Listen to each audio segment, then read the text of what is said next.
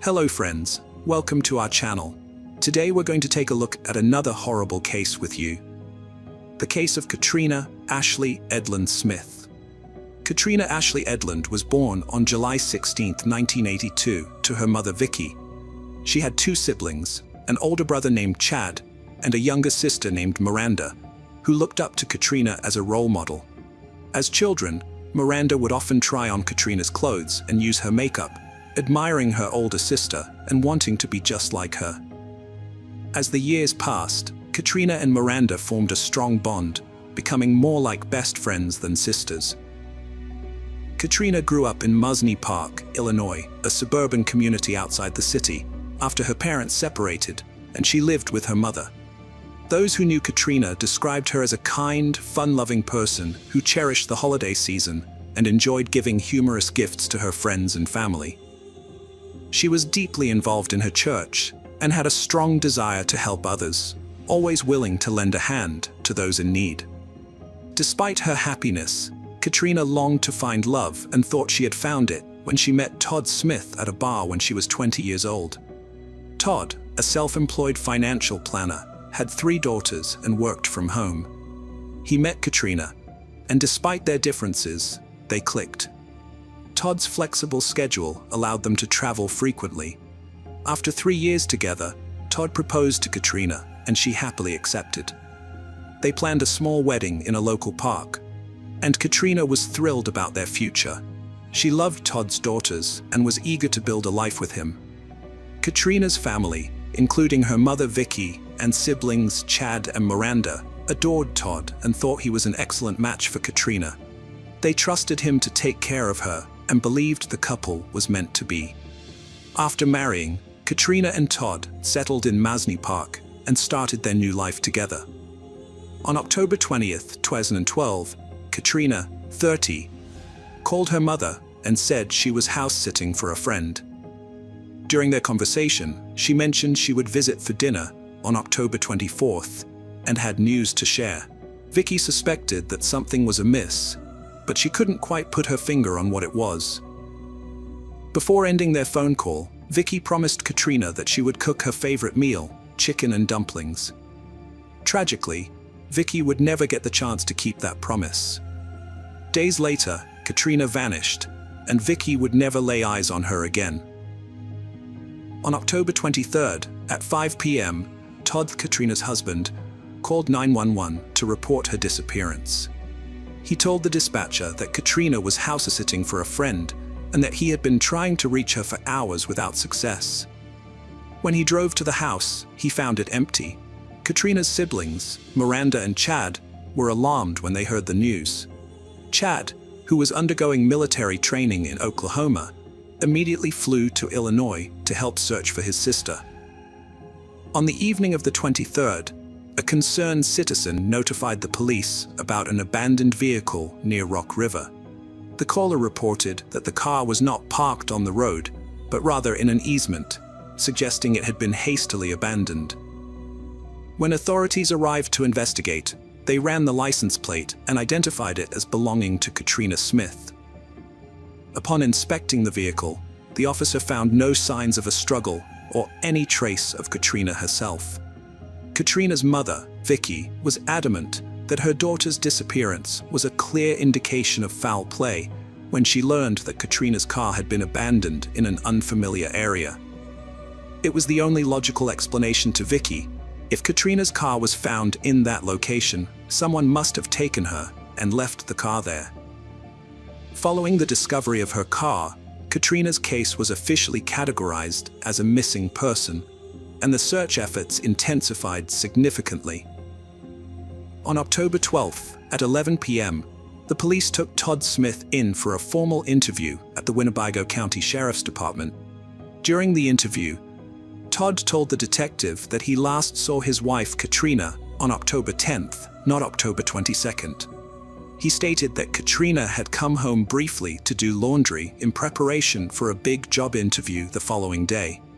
According to Todd, while the laundry was in progress, Katrina left to go to the mall to make a purchase and returned home at 8:30 p.m.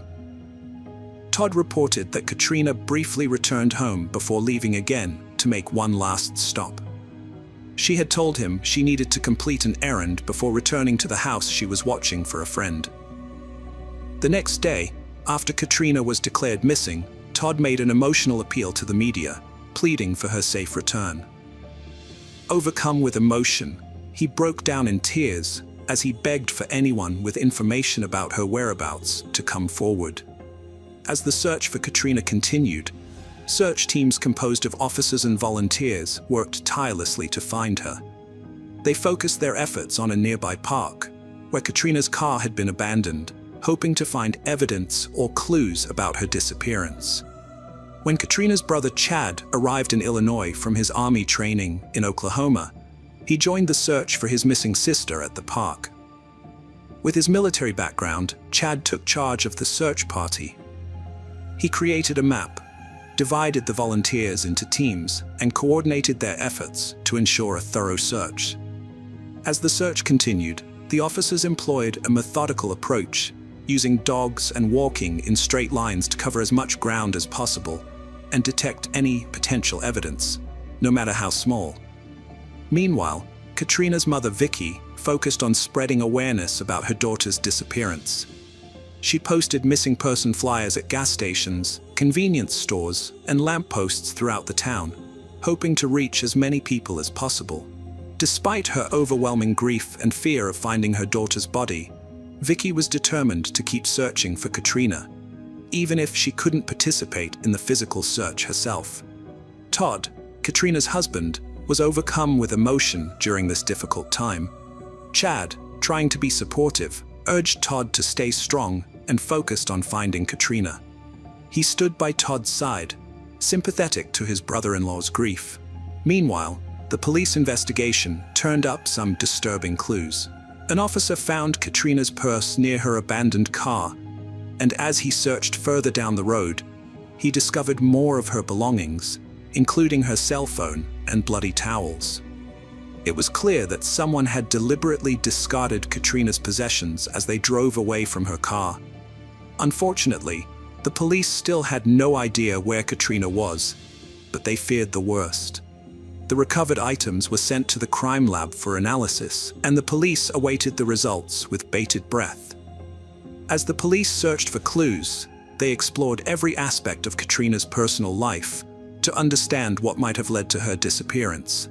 They wanted to know if she had any relationships outside her marriage, was involved in gambling or drugs, and what her daily routines were like. To gather this information, they interviewed her friends and family. Everyone they spoke to described Katrina as a kind, responsible person who always put her duties first and avoided anything risky. Her loved ones said she was dedicated to her job and had a strong work ethic. They also reported that she never showed any signs of addiction or irresponsible behavior. The people who knew Katrina described her as a loyal partner and a hard worker who always did the right thing. During the investigation into her disappearance, a woman came forward with an interesting clue. She claimed to have seen a blue car, similar to Katrina's, parked on a bridge over Rock River on the night she vanished. The trunk was open, and someone was kneeling behind it. Although the witness couldn't describe the person's gender or race, her tip led the police to suspect that Katrina might have been a victim of foul play and ended up in the river. However, they still needed concrete evidence to support this theory. The police continued to investigate Katrina's disappearance, looking into potential motives and suspects. Despite seeming to have a happy marriage, her husband Todd was still a person of interest. As the authorities knew that hidden conflicts or secrets can exist in any relationship, their inquiry led them to a teenager in town who had previously shown an unhealthy obsession with Katrina. Earlier in the year, Katrina had confided in friends about the boy's behavior, including allegations of voyeurism, such as spying on her through her bedroom window.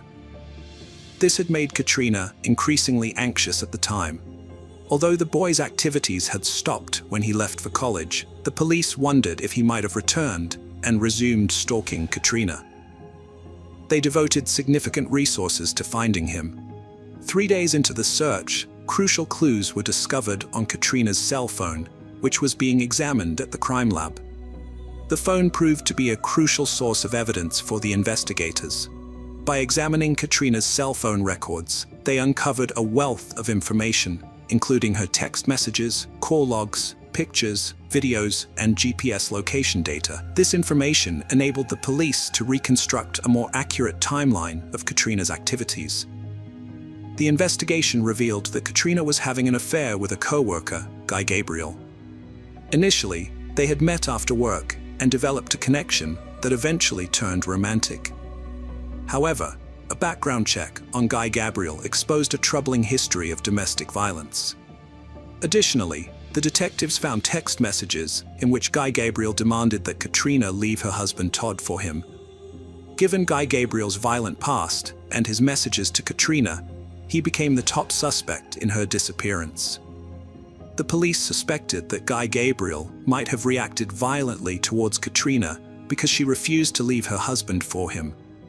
When Katrina's family discovered her affair with Guy, they were shocked and disbelieving.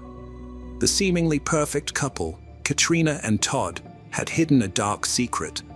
The news of Katrina's infidelity devastated Todd, who was unaware of the affair until the police investigation.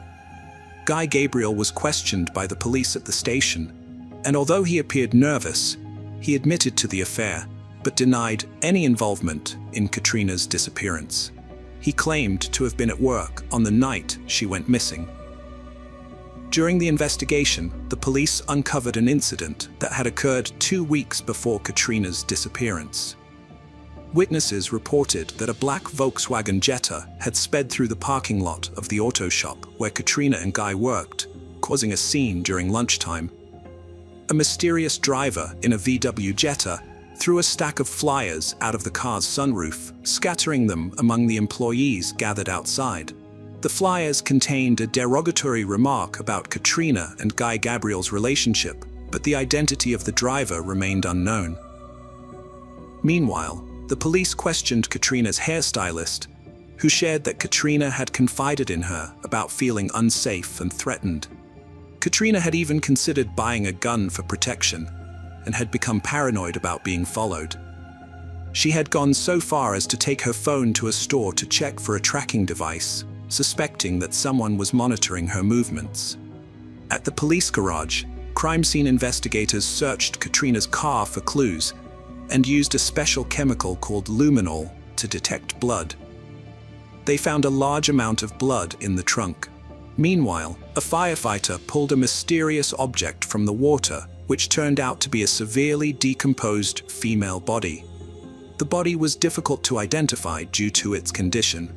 At the medical examiner's office, dental experts compared the body's teeth to Katrina Smith's dental records and confirmed that the body belonged to her. The autopsy revealed that Katrina's cause of death was blunt force trauma to the head. Katrina's family was devastated by the news, and her mother, Vicky, was in disbelief. The police cleared the teenage boy who had been allegedly stalking Katrina as a suspect after verifying his alibi. The police then turned their attention to Guy Gabriel, Katrina's boyfriend outside of her marriage. Guy provided an alibi, claiming he was at work during the time of Katrina's disappearance and murder. His managers and co-workers corroborated his alibi, and the police cleared him as a suspect. Although Guy was no longer a suspect, the police asked for his perspective on who may have hurt Katrina. Guy revealed that Katrina's husband, Todd, exhibited controlling behavior and encouraged Katrina to leave her marriage. The police investigated Katrina's marriage and discovered several concerning details, including Katrina's desire to divorce Todd, her meeting with a divorce attorney, and her separation from Todd. The police suspected Todd of being behind the mysterious flyer incident at Katrina's workplace.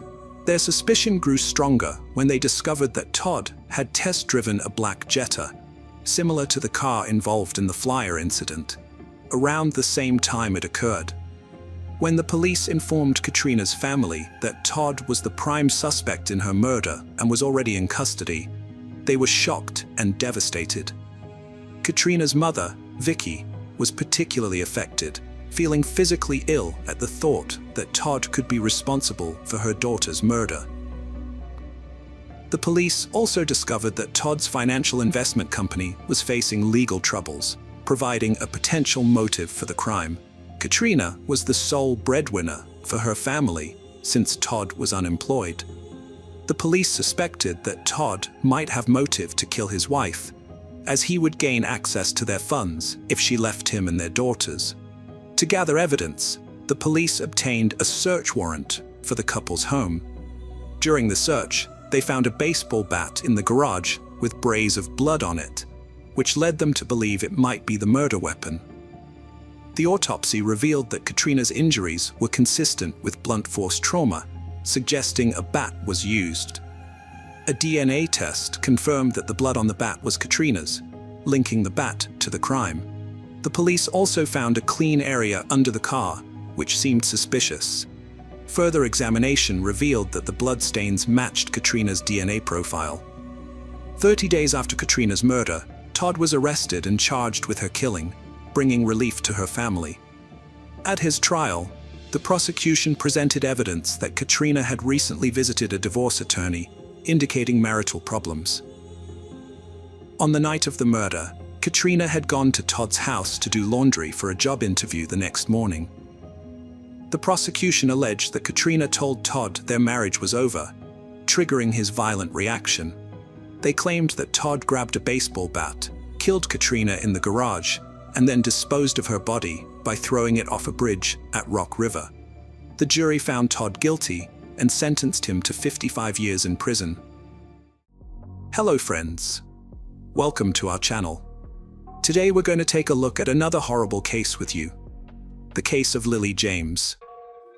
Lily James was born in May 2002 in Yarborough, New South Wales, Australia. She was the beloved first child of the close-knit James family, especially adored by her maternal grandmother, Barbara. Growing up by the ocean with her younger brother Max, Lily was known for her active and enduring nature, with a passion for swimming. Her father, who coached water polo at an Anglican girls' school, supported her interest. Her friends remembered her as sociable, friendly, and excelling in her studies, always willing to help others, which made her very popular. In her upper school years, Lily's achievements in academics, sports, and community life were recognized, and she was considered one of the best students. Her incredible talent to excel in all areas of activity was undeniable. She also had a passion for the dramatic arts, which led her to participate in the theatre and dance club.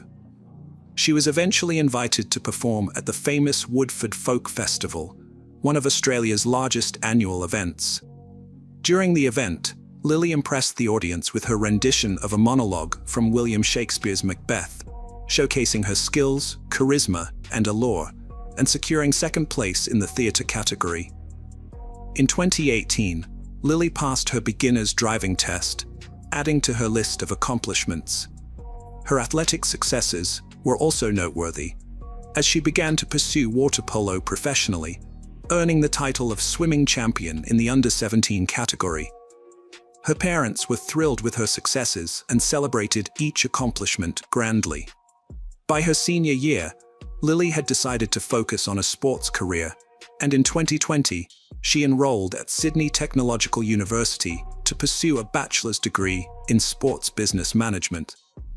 In 2021, Lily started a new job as a water polo coach at St Andrew's Cathedral School to gain teaching experience and spice up her college routine.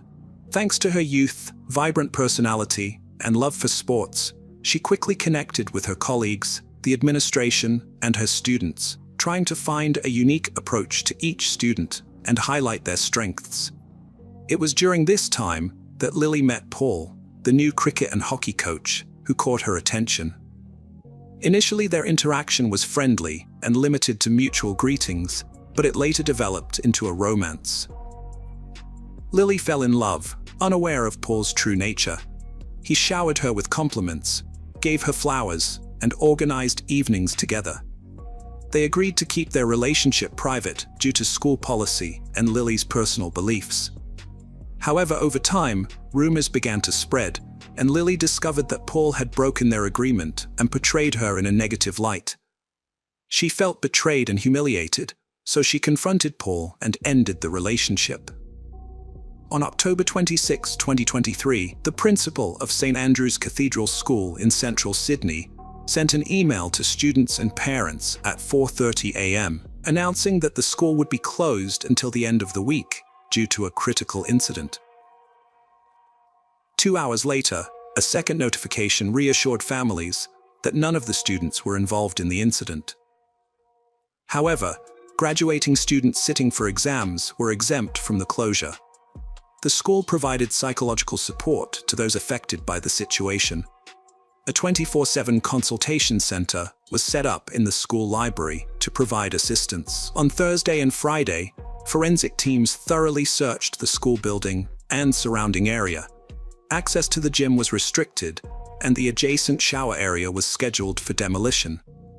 The reason for the school's closure was slowly revealed. On October 25, 2023, around midnight, the body of 20-year-old Lily James, the school's water polo coach, was found in the school shower. She had last been seen alive at 7 p.m. Surveillance cameras showed someone following her around 8 p.m., but the pursuer left alone and exited the school. Lily's parents raised the alarm when she failed to contact them, and the police were informed. A night guard discovered her body in a pool of blood with severe head injuries. After recovering from the shock, he called emergency services. Later, detectives invited a family friend to identify the body, which was difficult due to the severity of the injuries. The news of Lily's death sparked an outpouring of grief from the community. Her home was filled with friends, neighbors, and acquaintances offering support to her family.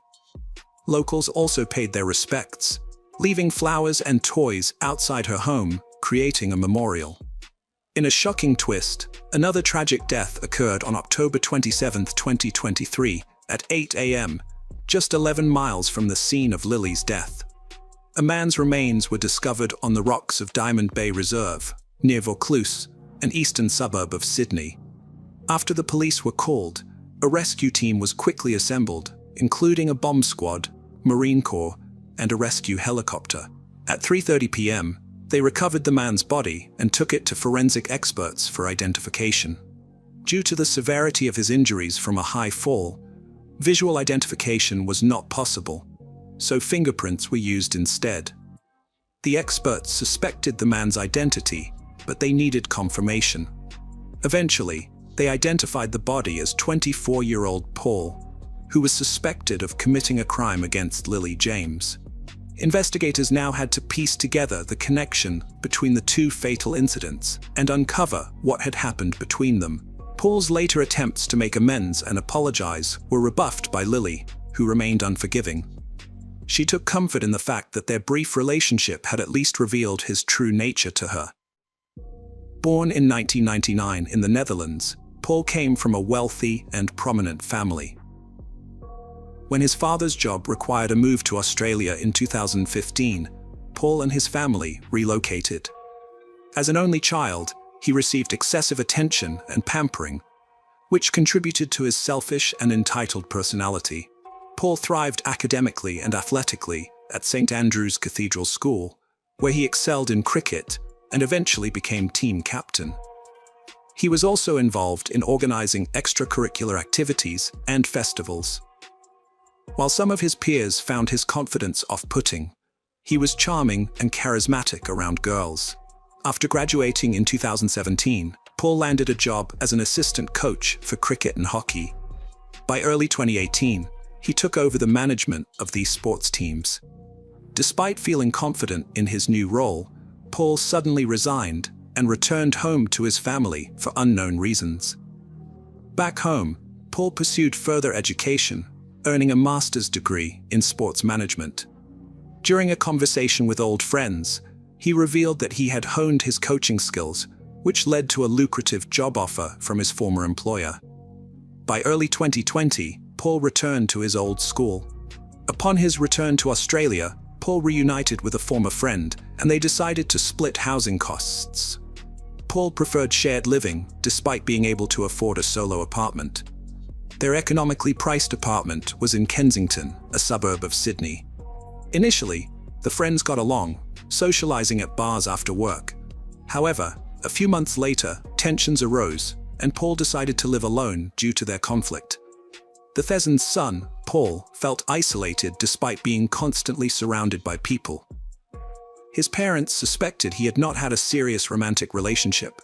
In March 2020, an 18-month lockdown in Australia, Paul was stuck in the country, unable to visit his family due to the risk of infection. The strict quarantine measures affected every aspect of life, forcing Paul to rely on himself. By summer 2021, life had returned to normal. However, it became apparent that the isolation had taken a toll on Paul's relationships. When he resumed his activities, people noticed a change in his character and behavior. Paul bounced back, becoming a key player on the hockey team and maintaining an active lifestyle, even appearing in match advertisements. Paul's behavior became increasingly disturbing. Friends and acquaintances reported seeing him lash out in uncontrollable anger, a side of him they had never witnessed before. Rumors also circulated at school that he had an inappropriate interest in his female students, often flirting with them and making them feel uncomfortable. Despite this, Paul was still highly regarded for his coaching skills, which significantly contributed to the team's success in the Australian Hockey League. However, his personal life began to unravel when his girlfriend Lily ended their relationship after he was put on trial. The investigation into Paul's involvement in her murder quickly gained momentum. Surveillance cameras inside and outside the area where the body was found played a crucial role in identifying him as the prime suspect. The police also tracked his movements using his cell phone's GPS and contacted his service provider to determine his last known location. The police were also eager to find the victim's phone, hoping it would contain clues about the events leading up to her death. After tracing the locations of the devices, they reconstructed the timeline of events and found that Paul had purchased a hammer at a hardware store a couple of days before the attack. It appeared that Paul was consumed by anger and decided to confront the girl violently. Lily's innocence in the situation was clear, but the events that unfolded were as follows. On the morning of October 25th, Lily went to the university and then to her job in the afternoon. Meanwhile, her ex-boyfriend rented a silver Lexus and drove to the school, but he didn't enter the building because he had no classes. Instead, he waited in the car. After the students left the building, the perpetrator walked to the gym, hiding a hammer under his jacket. He waited for Lily to finish her training, then followed her when she went to freshen up and take a shower. This was when Lily was most vulnerable, and the perpetrator attacked her, striking her head. According to pathologists, her death was instantaneous, and she did not suffer. An hour later, he gathered Lily's personal belongings in a backpack and left the building. He got into his car and drove to Diamond Bay, where he disposed of the hammer in a garbage container. Security cameras recorded him at the reserve at 8:47 p.m. Paul's last known location, as tracked by investigators, was The Gap, a cliff in Sydney's eastern suburb of South Head. The Gap is a popular tourist spot, but it's also infamous for its history of suicides. At around 10 p.m., Paul used Lily's phone to send a message to someone called James, which would ultimately lead to the discovery of the girl's body. It's unclear why Paul did this. Possibly he felt remorseful and wanted to ensure the girl received help. Or maybe he was simply telling her parents where they could find their daughter. He made a brief emergency call an hour after the incident, but hung up. He then went to a cliff and took his own life, which had been a decision he had been considering for a long time. When the police arrived, they found the personal belongings of him and his former lover, as well as a rented car parked nearby. It seemed clear that he was no longer alive, possibly due to his inability to cope with his guilt or face the consequences of his actions. The priority was now to find his body. A search operation began on October 26th at 9 a.m., with police helicopters and boats patrolling the coastline and cordoning off the area around the cliff at Diamond Bay. However, no body was found on the first day. The next day, his body washed up on the rocks of the reserve. After an autopsy, Paul was officially declared responsible for Lily James's death. Although it was impossible to hold him accountable due to his own death, the criminal case was closed.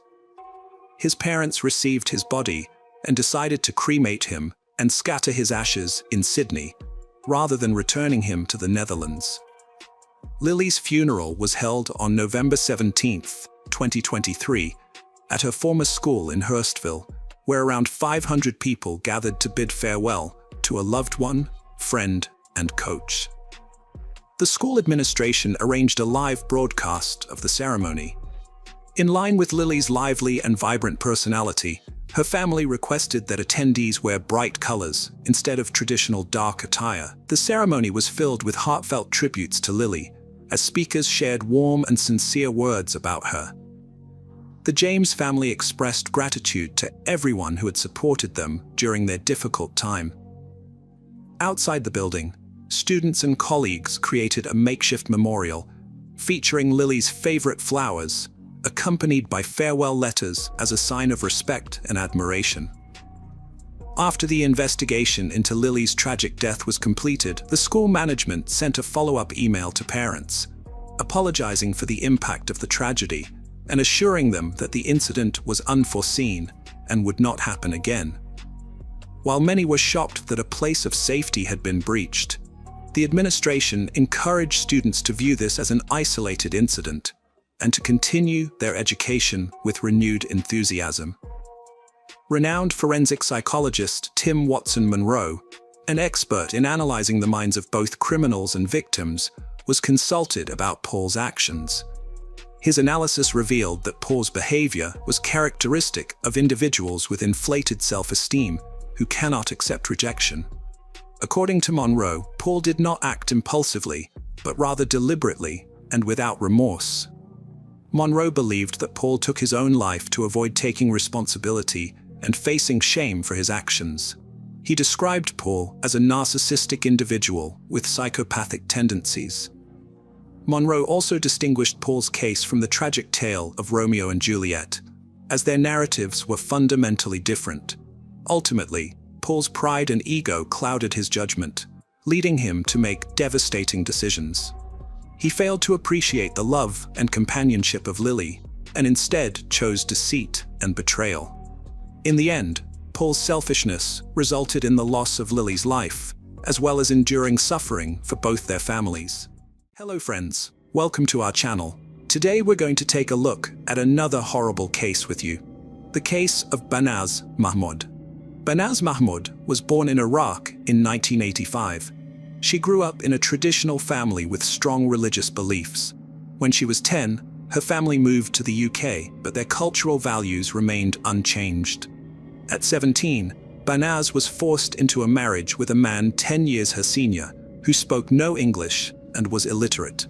The marriage was marked by physical and emotional abuse, which Banaz endured for 2 years before finally finding the courage to leave. Despite her family's disapproval, Banaz started a new life and met a man named Rahmat Suleimani, with whom she fell deeply in love.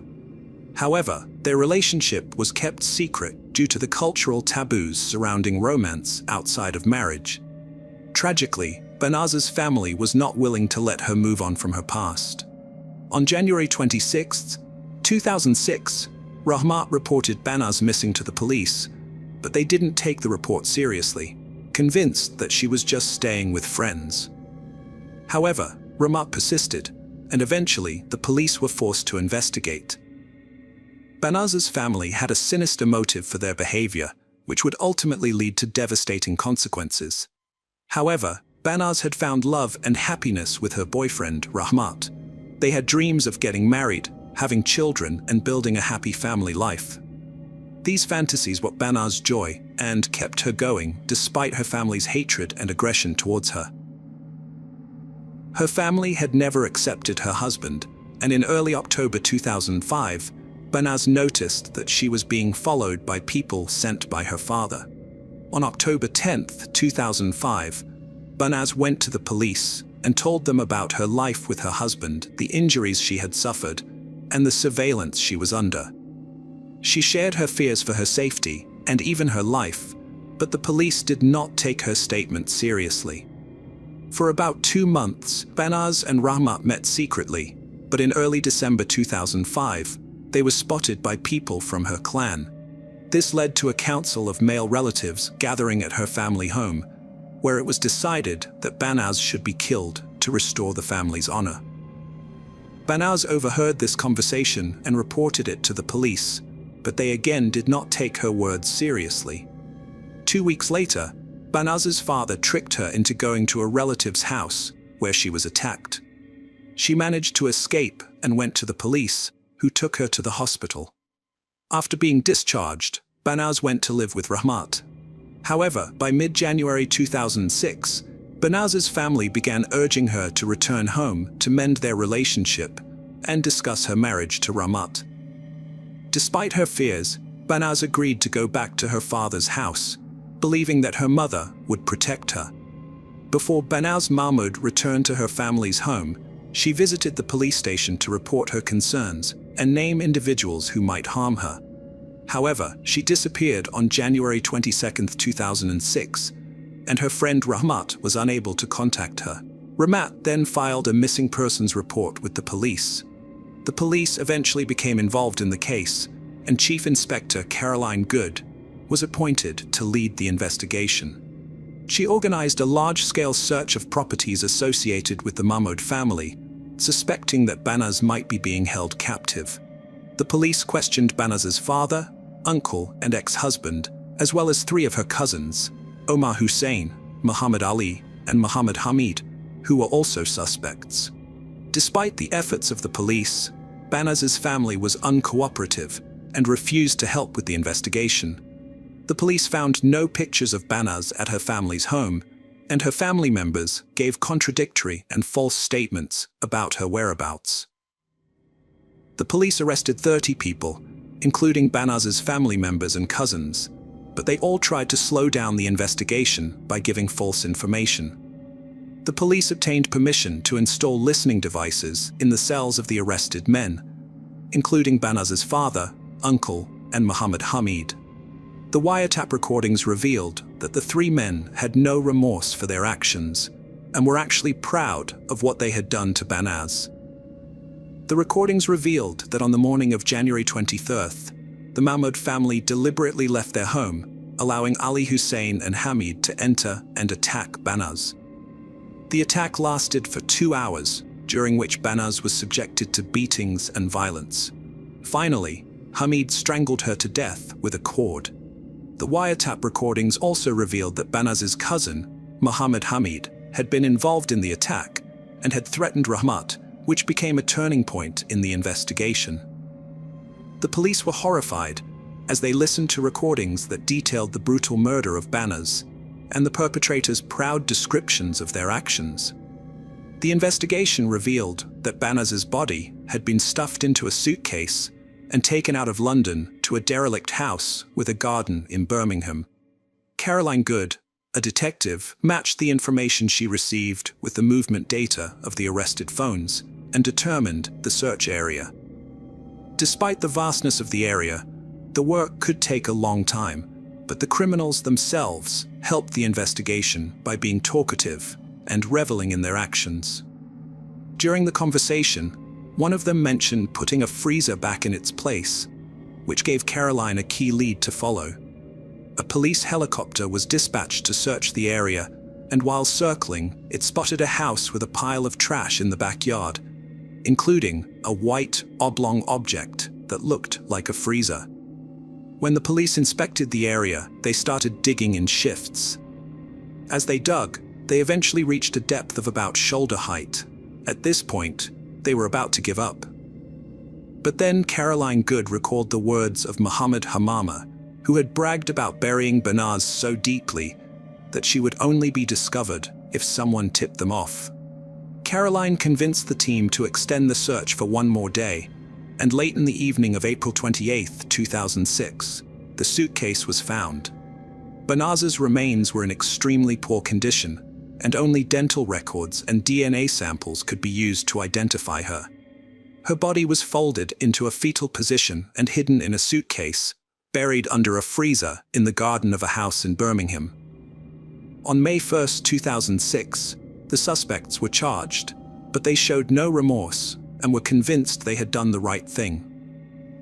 After the discovery of Banaz's remains, the police received a flood of people providing alibis for the suspects, claiming they were in public on the day of the alleged murder. In total, 50 people were involved in Banaz's death, and Caroline Good felt anger, disgust, and contempt for the men who participated in the murder. The case eventually went to trial in March 2007, and the prosecutor described the crime as a cold-blooded and heartless execution ordered by Banaz's father and uncle. In June 2007, a jury found all three guilty and sentenced them to life imprisonment with minimum terms ranging from 17 to 23 years. The judge condemned the crime as barbaric and heartless, saying that the father had put his status in society above the life of his own flesh and blood. Muhammad Ali was arrested in Iraq in April 2006 for a crime against a young woman named Banaz Mahmoud. The London police worked to extradite him to the UK. In June 2009, Ali was extradited and eventually sentenced to life imprisonment with a minimum term of 21 years. The last of the 5 perpetrators, Omar Hussein, was hiding in the Iraqi countryside. In December 2009, he got into an argument with his brother and was shot in the leg. He was taken to the hospital, where the police arrested him. Initially, Hussein denied being in London in 2005 and therefore couldn't be involved in Banaz's death. However, UK social security records proved that he was receiving refugee benefits at the time, contradicting his claim. In March 2010, Hussein was extradited and later sentenced to life imprisonment. Donna Ammon, who was in the house at the time of Banaz's murder, was sentenced to 8 years in prison for helping to dispose of the victim's body and obstructing justice. A recorded interview at the police station revealed her family's guilt. Banaz had tried to leave her abusive husband several times, but returned to try again at the insistence of her family. The police's indifference to her plight led to her death, which sparked significant changes in how honor killings are handled. An inquiry into police misconduct was launched, and 9 police officers were prosecuted for their inadequate response. 7 received reprimands, and 2 were dismissed. Caroline Good, a determined detective, not only found Banaz's body, but also secured the conviction of her father and uncle and brought back the escaped criminals from Iraq. Unfortunately, this wouldn't bring Banaz back to life or change the fact that her own relatives, who should have protected her, were responsible for her death. Banaz was buried in the Merton and Sutton Joint Cemetery in Morden. A memorial service was held on June 26, 2007, at the MN Auditorium, followed by a granite memorial headstone at her grave. Her family did not attend either service. The memorial was paid for by law enforcement officials working on the Banaz case and the women's rights organization. Ramat Suleimani, Banaz's boyfriend, remained in the UK under the Witness Protection Program but never recovered from her death. In May 2016, 10 years after the crime, he hanged himself, marking his 3rd attempt to end his life. The extent of the problem with police handling of honor crimes is unknown due to the lack of recording requirements. However, estimates suggest that in 2000, there were 5,000 honor killings worldwide, and in 2010, over 2,800 cases of honor-based violence were reported in Iran and Kurdistan. These crimes typically involve women who are perceived to have brought shame to their families or communities. Most cases occur in South Asia or the Middle East, predominantly in Muslim communities. However, cases like that of 19-year-old Banaz Mahmoud, a Kurdish woman living in Britain, highlight the tensions faced by immigrant communities as they struggle to adapt to changing lifestyles. Some groups estimate that thousands of honor crimes go unreported in minority communities in Britain, where women are often taken abroad and forced into marriage or harmed when their modern outlook on life conflicts with their traditional male communities. Banaz Mahmoud, who was murdered in 2006, is a tragic example of this. Her older sister, Beal, urges other women in similar situations not to be afraid to seek help before it's too late. Even today, Beal lives in fear for her life, hiding her identity behind a long black veil that covers her entire body and face, except for her eyes. The story of Banaz Mahmoud is a stark reminder that women who try to escape or live a secret life are constantly in fear of being found and punished. The Metropolitan Police team that investigated Banaz's murder and brought those responsible to justice was awarded for their work in detective investigation. A crucial piece of evidence was a videotape that captured Banaz's nervous testimony, in which she described the violence and oppression she faced at the hands of her abusive husband and the intimidation she suffered from men on the street. She warned of her impending death due to the shame she had brought upon her family. Unfortunately, her warnings were ignored, and she was ultimately killed. Hello friends, welcome to our channel. Today we're going to take a look at another horrible case with you. The case of Lucy Landry. Lucy Davies was born in 1971 in Rhondda, a county in England. She was the daughter of Roger and Andrea Davies and had a younger sister named Anna.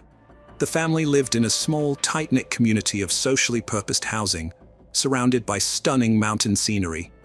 Lucy had a happy and carefree childhood, bonding closely with her sister, who shared similar interests. Her parents often mentioned Lucy's infectious joy, which made her a standout student in primary school. Known for her outgoing and likable personality, Lucy quickly won over her teachers and classmates. With her undeniable beauty, she became one of the most popular and admired girls in school. Lucy and her sister Anna shared a passion for ponies, which led their father to enroll them in the local riding club. This experience taught them discipline and showcased their talent, eventually earning them the right to participate in various events and competitions. By the time Lucy started secondary school, she had developed into an exceptional rider. In addition to her riding skills, Lucy was also a talented musician. She took flute and piano lessons, dedicating long hours to practice and master both instruments. Her hard work paid off, and soon she had a comprehensive understanding of classical music. This led to her acceptance into a youth orchestra and her school's choir group. During this time, Lucy developed a romantic interest in Gareth Jenkins, but she kept it a secret. After completing secondary school in 1989, Lucy decided to pursue a music-related career. She enrolled in the University of Warwick to study for a bachelor's degree, hoping to become a music teacher.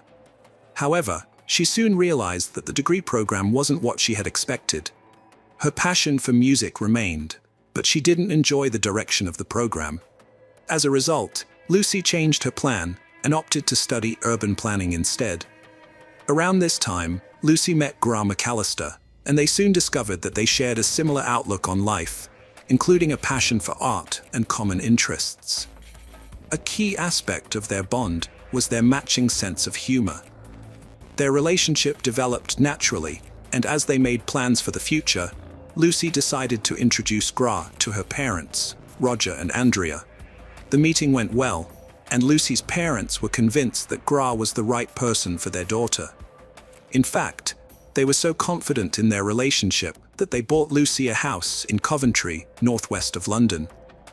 This gift not only provided Lucy with a stable home, free from the uncertainties of renting and moving, but also reflected their wish for her to start a family. Shortly after moving in, Lucy invited Gra to live with her, and they continued their studies together. In 1995, they welcomed their first child, James. Lucy decided to take a break from university to care for him while Gra continued his studies and worked the night shift at the city's postal sorting office. Over time, this arrangement took a toll on Lucy, who felt bored and isolated at home, caring for their child and often separated from her partner for long periods. To alleviate her boredom, Lucy turned to internet chat rooms, seeking to meet new people and find some distraction. One night, Lucy engaged in lively conversations in various online chat rooms, where she encountered Harold Landry, a 53-year-old American from Louisiana. Growing up in a financially struggling family with a dozen siblings, Harold knew from an early age that he had to rely on his own efforts and determination to succeed. To escape poverty, he dedicated himself to hard work from a young age. His big break came when he realized that the key to success in the oil business wasn't owning wells, but providing essential infrastructure to well owners. Consequently, he founded a company specializing in designing and manufacturing hydraulic equipment for major oil companies in the southern United States. As he had predicted, the business made him incredibly wealthy, eventually earning him billionaire status. By then, Harold split his time between his central hobbies and a property on KML Island in Mexico. He had been married and divorced twice, with children from these unions, whose exact number and identities remained private. One thing was certain, however: Harold ensured that his children lacked nothing. A significant event took place in 1992 when Harold, now single, met a woman 20 years younger who was married. Despite her marital status, Harold used his charms to win her over, undeterred by her family's or husband's potential opposition. On February 6, 1994, Harold took her on an outing in New Orleans, hiring a babysitter to watch her children. After their evening together, Harold dropped his lover off at home and offered to drive the babysitter back to her own place. Surprisingly, no one seemed worried that her husband would discover the infidelity and react angrily. However, that's precisely what happened. Outside his wife's residence, Chris Price had been keeping a close eye on her every move. When the third party said goodbye to her, Chris followed him in his car. A short while later, Harold noticed he was being tailed. Acting on instinct, Harold opened the glove compartment, pulled out a firearm he normally kept there, and prepared for a confrontation. When they both stopped at a red light, the situation escalated. According to the babysitter's account, Harold brandished the revolver at Chris and fired. The bullet severely injured Chris, severing an artery in his neck and damaging a nerve connected to his vocal cord. Chris collapsed on the pavement, but luckily, there was a hospital nearby, allowing him to receive prompt medical attention. The doctors were able to save his life. Harold was arrested and charged with attempted murder. His trial took place in 1997. The defense attorney argued in the opening statement that Harold's actions were the result of a tragic and sordid affair involving Chris, and that he had acted out of fear and in self-defense. This strategy led the jury, composed of 4 men and 8 women, to convict Harold of the lesser offense of aggravated assault. He was sentenced to 5 years in prison. However, after an appeal, Harold was granted probation in exchange for a $500 fine and community service. Although he had hoped to be fully exonerated, he thanked his lawyer, Pat, for his efforts. The 2 men subsequently became close friends. After reaching a confidential agreement with Chris, Harold moved to Covington, where he lived a life of luxury, free from financial worries. When he started chatting with Lucy, he was open about his past, sharing stories about his jobs, romantic escapades, and legal issues. However, instead of deterring Lucy, this honesty only strengthened her attraction to him. The two began a captivating online romance, with Harold promising her a highly desirable lifestyle. Eventually, his persistence and persuasive abilities convinced Lucy to end her relationship with Gra, clearing the way for Harold to pursue her without any rival claiming his attention. In the early 2000s, Harold traveled to England to meet Lucy, and she took the opportunity to introduce him to her parents, Roger and Andrea, as her boyfriend. Although they were surprised by the significant age difference, they respected their daughter's decisions and did not object to the relationship. Harold felt fulfilled and fortunate to share his life with Lucy, and he spared no effort to surprise her, whether with luxurious gifts or anything else she desired. In fact, by then, he was so in love that he was already planning to propose marriage. However, he wanted to do it in an ideal setting. To achieve this goal, Harold took Lucy, her son James, and Gra on a trip to Mexico, a place that had become his favorite destination in the world. His longtime friend Pat, who had been his attorney in the past trial, also had an apartment close to his residence, which added to the feeling of comfort. Initially, Harold bought a diamond ring and shared the news with enthusiasm with Pat. However, Pat harbored certain suspicions about Lucy, and as the days passed, he found it strange that she had dedicated a good part of her time in Gra's company. Despite this, Harold was oblivious to it, and ultimately proceeded with his plan to propose. Lucy happily accepted the proposal, and in mid-2003, the couple celebrated their union. Shortly after, Harold surprised Lucy by buying $1 million property in an exclusive Worcester neighborhood. In this peaceful rural setting, their marriage got off to a prosperous start, helped by their excellent neighbors, Rachel Clark and Stephen Kennedy, with whom they formed a close friendship. Soon, Lucy gave birth to their first daughter, Harriet, which filled both her and Harold with joy. From then on, he devoted himself to the little girl with unwavering energy and commitment. He also maintained a loving relationship with James, treating him like his own son. As time passed, Lucy's workload increased, and her mood began to deteriorate in proportion to Harold's demands. He expected her to constantly adapt to his preferences and obey his requests without question. Lucy, however, had different expectations. This led to rising tensions between them. Lucy was outspoken and unafraid to express her opinions, but Harold was unwilling to compromise. Given their volatile personalities, their arguments frequently escalated into intense fights, followed by reconciliations once the conflict had subsided. The constant disputes that lasted for hours became a familiar background noise in the lives of Rachel and Stephen. They knew that Lucy and Harold's alcoholism fueled their arguments and complaints, which often led to days of not speaking to each other. Lucy reconnected with Gareth, an old friend from secondary school, and they spent hours catching up, occasionally interrupted by their own commitments. One evening, after Harold fell asleep, Lucy stayed on her computer, and it dawned on him that she was unhappy and looking for a distraction, possibly even a replacement, just like she had found him. In the autumn of 2009, Lucy invited Gareth to stay with her. Meanwhile, Harold returned to England, hoping to salvage their marriage, but as soon as he arrived home, Lucy asked him for a divorce.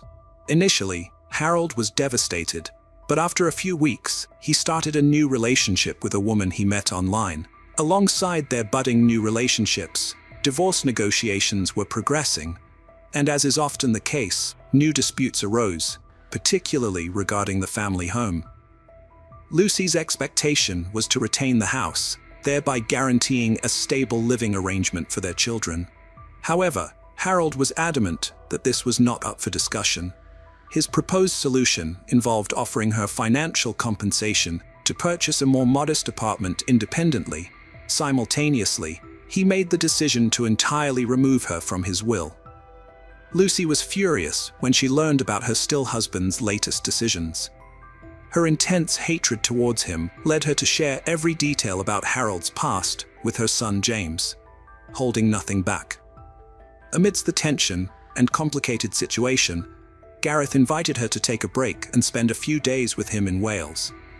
Both Lucy and Harold had a serious drinking problem, and their arguments were becoming increasingly violent, leaving their children to suffer in a toxic environment. On the afternoon of February 1st, 2010, Harold had several glasses of wine. When Stephen returned from work, he found a notification that his package had been delivered to the wrong address, the Landrys. Harold invited Stephen in and offered him a glass of wine. This led to a ridiculous argument with Lucy over a piece of furniture she wanted to buy for their upcoming move. The argument quickly turned physical, and in the chaos, Harold grabbed a kitchen utensil and hit Lucy on the cheek. James rushed to the scene of the altercation and found his mother, Lucy, badly injured. He immediately called the police and then turned his attention to ensuring his younger sister's safety. Shortly after, Lucy, realizing she needed help, left the house with her children. Her first thought was to seek refuge at Stephen's house, which was nearby. As she headed in that direction, Harold caught up with her and attacked her with a knife, inflicting multiple injuries. He then left her lying under a bush in the garden, abandoning her. Stephen, alerted by Lucy's screams, rushed outside and found her just a few steps away. Initially, he thought she was unconscious, but quickly realized the gravity of the situation. The police responded promptly to the emergency call and arrived on the scene. They called for paramedics and searched the surrounding area for Harold, but only found the terrified children hiding in the backyard. The paramedics worked quickly to treat Lucy and rushed her to the hospital, where her heart unfortunately stopped beating shortly after arrival. Harold visited Rachel's house and confessed to her that a terrible event had occurred, but he didn't provide any additional information. He handed her 3 bank drafts worth a total of $40,000, some cash, the keys to his car, and several signed blank checks. After that, he headed back home. By then, multiple police patrols were searching for him. They eventually found him walking along the road and arrested him. Roger and Andrea were consumed by grief when they heard the devastating news.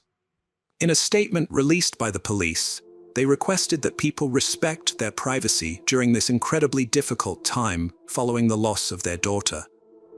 From that point on, their focus shifted to taking care of their grandchildren. The forensic examination revealed that Lucy's death was caused by multiple stab wounds to the chest. With this evidence, combined with James's eyewitness testimony, Harold was charged with murder on February 5, 2010, when he appeared in court. The trial took place in early February 2011, presided over by Judge David Fosin. Unlike previous instances, Pat did not serve as Harold's defender. Instead, attorney Andy Childs took on the role. Despite the challenging task ahead, Childs argued that Harold had been provoked by his wife's intense anger, leaving him no choice but to react as he did. During his emotional testimony, Harold expressed his love for Lucy and regretted his actions. Following the strategy outlined by his lawyer, Harold admitted to involuntary manslaughter, claiming that Lucy had driven him to his limits. To emphasize the brutality of the case, the prosecution presented a detailed animation in court, recreating the multiple injuries the victim suffered. This graphic presentation shocked those present in the courtroom. Ultimately, on February 24, 2011, the jury delivered a verdict after less than 4 hours of deliberation. They found Harold Landry guilty of murdering his 38-year-old wife, Lucy Landry, when he was 64 years old. The next day, the judge imposed the sentence. He strongly condemned Harold's actions, calling them indescribable and unforgivable. The judge rejected Harold's claims that Lucy may have provoked him, seeing them as a desperate attempt to avoid blame. As a result, Harold received a life sentence with a minimum term of 16 years, before being eligible for parole. By the time he would be eligible, he would be over 80 years old. Lucy's loved ones expressed gratitude, not only for the resolution of the case, but also for the judge's thoughtful comments, which they felt accurately reflected their own emotions. They acknowledged that the sentence brought some sense of relief from their pain, although they recognized that no length of sentence could restore Lucy's life, and they would need to come to terms with this difficult reality. Harold, on the other hand, maintained his claim of innocence, stating that he hoped to appeal the sentence in the future. Hello friends. Welcome to our channel. Today, we're going to take a look at another horrible case with you. The case of Sarah Yarborough. Sarah Yarborough was born in Portland on June 12, 1975. Shortly after, her parents relocated to Federal Way, a suburb of Seattle, where she grew up with 2 siblings, forming a strong bond with her youngest brother. From an early age, Sarah demonstrated a keen interest in music and ballet, spending considerable time honing her skills. Her academic prowess earned her a spot in a school program that allowed her to travel to New Zealand twice. As she entered her teenage years, Sarah joined the cheerleading team at her high school, where she developed a large social circle. She was renowned for her kind and compassionate nature, often lending a helping hand to those in need. On Saturday, December 14, 1991, 16-year-old Sarah was supposed to meet her cheerleading team at the school building, where a bus would pick them up for an event. She drove her father's car to the school, but arrived at the wrong time, thinking the bus would arrive at 8 a.m. when it was actually scheduled for 9 a.m. As her friends gradually arrived at the meeting point, they couldn't find Sarah anywhere. Some students noticed her car in the parking lot, but she wasn't inside. Even when the bus arrived, Sarah was still missing. Her friends found this strange, but they had no way to contact her since they didn't have mobile phones at the time. Around the same time, two 12-year-old children were exploring the wooded area behind the tennis courts on the school grounds when they noticed something unusual. A man emerged from behind the bushes, took a breath, and walked away in the opposite direction. Although the children found this odd, they didn't pay much attention and continued walking. A few meters ahead, they stumbled upon a horrifying sight. A young woman lying unresponsive on the ground, who they thought might be dead. The children rushed back home to tell their parents, and one of the children's parents returned to the scene with them. Meanwhile, the other child's father decided to follow the suspicious man they had seen earlier. The child remembered seeing a car that resembled a Chevrolet Nova leaving the area, and since he lived near the school, his father decided to try to locate that car. After a while, he spotted a similar car, but unfortunately, he quickly lost sight of it and was unable to find it again. At the same time, the parents of the other child rushed to the school, where they discovered the young woman lying on the ground, likely dead. They promptly entered the school building and contacted the police. Upon arrival, the officers confirmed the young woman's death. They also quickly identified her as Sarah. The police deduced that the victim had been strangled, based on the marks on her neck. Some of her personal belongings, including her jacket, underwear, and socks, were found nearby. However, her purse and car keys were discovered in the school parking lot, leading investigators to suspect that the assailant might have attacked her near her vehicle and then dragged her behind the trees. The body was sent to forensic experts for examination, and the police initiated their search for evidence. As a first step, they interviewed everyone who was in the school premises and its surrounding area. The two boys who discovered Sarah provided a rough description of the man who emerged from behind the bushes near her body. They described him as a tall, approximately 20-year-old man with shoulder-length, reddish hair, wearing a dark coat and black trousers. Soon, the police located another witness, and this is where the story takes a surprising turn. A man out for a run observed a strange scene in the same wooded area. He saw a girl lying next to the bushes, with a man hovering over her. The girl was completely still, and the witness initially thought the couple was engaging in intimate behavior in that spot. However, when he ran back through the area in the opposite direction a few minutes later, both the man and the girl were still there, in the same positions. At no point did he suspect that a serious crime was being committed. The witness, a recent immigrant to the United States from a different cultural background, was uncertain about typical behavior in the country. Despite this, he was able to provide the police with a rough description of the attacker, which matched the accounts given by the children who found Sarah's body. The police interviewed dozens of people who had been near the school, but no other useful information came to light. The medical examiners who performed the autopsy on Sarah's body determined that the cause of death was strangulation. It appeared that the attacker had used his own socks to strangle her. A severe head wound was also found, and experts believed that Sarah had lost consciousness due to this blow, which correlated with the runner's account of seeing her lying motionless on the ground. Forensic experts analyzed Sarah's clothing and discovered traces of male DNA on nearly all her garments. However, at that time, in 1991, there was no DNA database to match these samples against, so investigators had to rely on direct comparisons with DNA samples from specific suspects. Another significant finding was that although forensic experts found male DNA on Sarah's clothing, the forensic doctor reported no signs of sexual assault on her body. Based on this information, investigators pieced together their own theory of what happened. Since Sarah had arrived at the school almost an hour early, and she was alone in the parking lot, it's likely that her attacker saw her, waited for her to leave the car, struck her on the head with an object, causing her to lose consciousness. The attacker then dragged her body behind some trees, where it was later found. The assailant removed some of her clothing, engaged in inappropriate acts, and eventually strangled her using her own socks. When the children who found Sarah's body reported the car they thought the attacker had fled in, detectives started searching for a Chevrolet Nova. They soon found one, but the driver proved to have an alibi. He had just delivered donuts that morning, and his DNA didn't match the DNA on Sarah's clothes. It seemed the kids had simply seen the car driving by and mistakenly assumed the killer was inside. In fact, none of them could recall for certain whether they had seen a man get into a car from the bushes.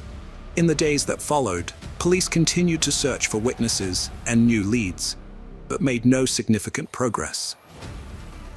Despite the horror of the event, classes resumed on Monday. The fact that the murder had occurred just a short distance from their school, and the killer remained at large with no known identity, added to the unease. Afraid to walk alone, the girls were escorted to their cars or buses by the boys from the sports teams, ensuring they weren't left alone on the street. Approximately 70 potential witnesses were present at the school and its surroundings on the morning of the incident. Investigators interviewed each of them, but unfortunately, no new information came to light. Based on the accounts of the two children and the runner, a composite sketch of the attacker was created and circulated to local newspapers and television stations. The case received widespread media attention, and over the next few weeks, the police received hundreds of testimony. Each tip was thoroughly investigated, but in every instance, it led to a dead end. One promising lead involved a man who matched the suspect's description and had a criminal record. However, his DNA did not match the sample found on the victim's clothing, and the lead was eventually ruled out. The case remained stagnant for months, with the police dealing with a staggering 4,000 tips, but lacking the resources to effectively follow up on each one. As new cases emerged monthly, the investigators' attention was increasingly divided, further hindering progress on the case. When Sarah's family learned that the police were struggling to manage the influx of tips, they stepped in to help in any way they could. One family member worked for a tech company and successfully lobbied the company's management to lend the police department a powerful computer worth $150,000 in the 1990s. This generous donation allowed the police to centralize and process the leads more efficiently, categorizing them for easy review. Despite their best efforts, however, every lead ultimately led to a dead end, and the case remained stagnant for years to come. 2 years later, Sarah's classmates prepared to graduate, and as a tribute to their friend, they raised a substantial amount of money to create a memorial in her honor. The memorial took the form of a bench featuring a metal casting of Sarah's belongings alongside a poignant photo of her dog reaching for her purse. Although the case was periodically reopened and re-examined in the years that followed, the outcome remained the same. The perpetrator remained at large. During this time, the police conducted thousands of interviews and collected DNA samples from nearly 300 potential suspects. But all these efforts ultimately proved fruitless. In 2011, 20 years after the murder, a detective decided to utilize modern technology to aid in the investigation. He contacted a genetic genealogy company, inquiring if they could help locate relatives of the individual who left DNA on the victim's body. The experts accepted the challenge, But unfortunately, they were unsuccessful. Two main factors contributed to their failure. Firstly, genetic genealogy was still in its early stages, and the experts' capabilities were limited. For instance, they couldn't simultaneously search for both male and female relatives from the same DNA sample. If the DNA was from a male, they could only search for male familial connections, and vice versa. Secondly, legal obstacles hindered their progress, as various laws prohibited the use of genetic data samples to search for relatives of suspects. The researchers the detective approached had spent years tracing the genetic family tree of the British passengers who arrived in the United States on the Mayflower in 1620. By analyzing the DNA of Sarah's attacker, they found a link to one of the ship's passengers, Robert Fuller. However, tracking the attacker's lineage proved extremely difficult, especially considering the passage of time. Although the Mayflower had only around 100 passengers, their descendants now number over 25 million. Despite the initial setback, this was the first time genetic genealogy had been used to solve a crime. The detective gathered available information and identified several local residents with the surname Fuller.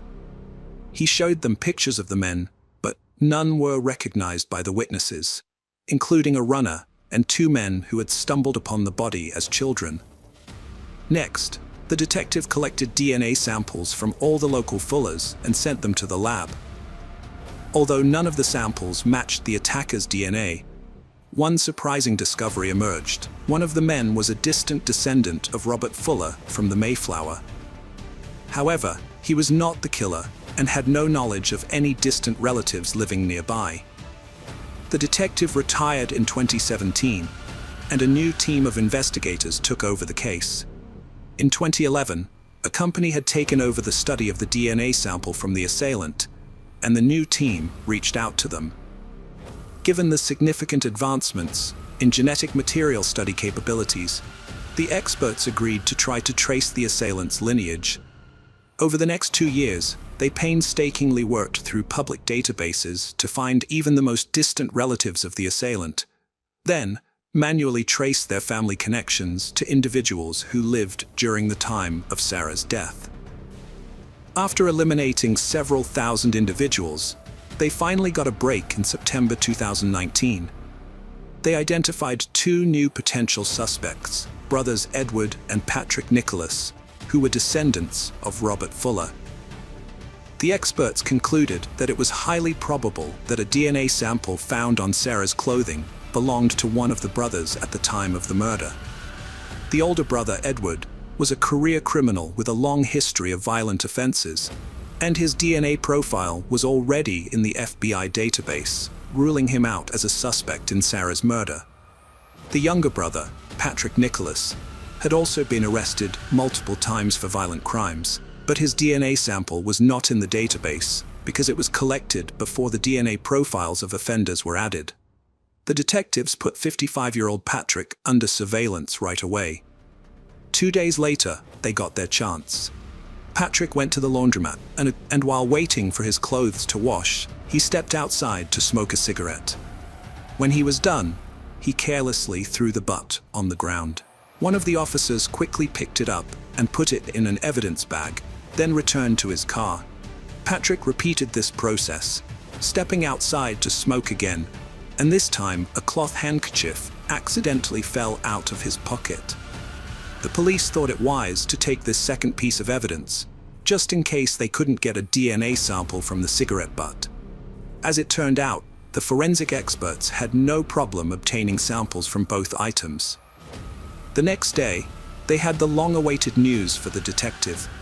Patrick's DNA matched the traces found on Sarah's clothing back in 1991 perfectly. The judge immediately issued a warrant for Patrick's arrest, and the police took him into custody. It took investigators 5 days to identify the suspect and formally charge him with murder. Once his biography was made public, an obvious question arose. Why had a man with such a criminal history not been considered a suspect for 28 years? Patrick Nicholas, at 19, had attempted to assault a young woman who managed to escape by jumping into a river and swimming to safety. He was later arrested and spent 4 years in prison. In 1994, he was arrested again for trying to assault a minor, but his DNA was not recorded in any database because the charge was not serious enough. Over the next 3 decades, his name never surfaced during investigations, and he didn't appear in over 4,000 leads. It was eventually revealed that genetic genealogy experts couldn't trace him back to Robert Fuller because Patrick was adopted and grew up with a different surname. One of the men who discovered Sarah's body when they were children in 1991 immediately asserted that Patrick was undoubtedly the same killer. He admitted that the incident had deeply affected him, as he was only 12 years old when the body was discovered, and the perpetrator had seen his face for many years. The witness lived in constant fear that the killer would come after him, and only after Patrick's arrest did he finally feel safe. Patrick's trial did not start until 2023. Despite claiming innocence, the main piece of evidence, his DNA on the victim's clothing, was a major obstacle. His lawyer attempted to argue that the presence of Patrick's DNA did not necessarily mean he was guilty, but this claim was dismissed. The lawyer also questioned the accuracy of the DNA analysis, but experts deemed this entirely unreliable. In the end, Patrick was found guilty of first-degree murder without premeditation on May 25th. He received a prison sentence of 45 years and 8 months, effectively ensuring he would never be released. At the sentencing, Patrick remained emotionless, in contrast to Sarah's family, who thanked the judge, trial participants, and investigators for bringing the killer to justice after 28 years of evasion. Hello friends, welcome to our channel. Today we're going to take a look at another horrible case with you. The case of Sylvia Likens.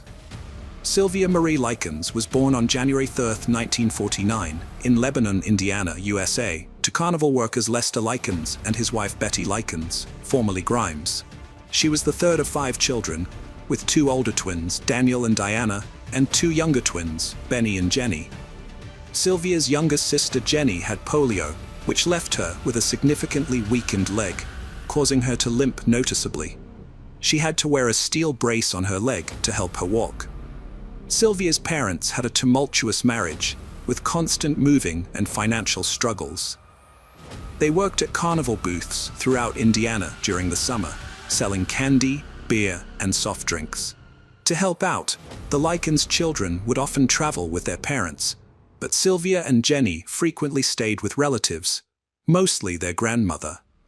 This arrangement not only kept the young girls safe, but also allowed them to have a more stable education. From a young age, Sylvia took on various responsibilities, including babysitting, running errands for neighbors and friends, and completing household chores like ironing clothes. In doing so, she earned some money, which she used to buy things for herself and occasionally shared with her mom. Those who knew her described Sylvia as a friendly, confident, and charming girl.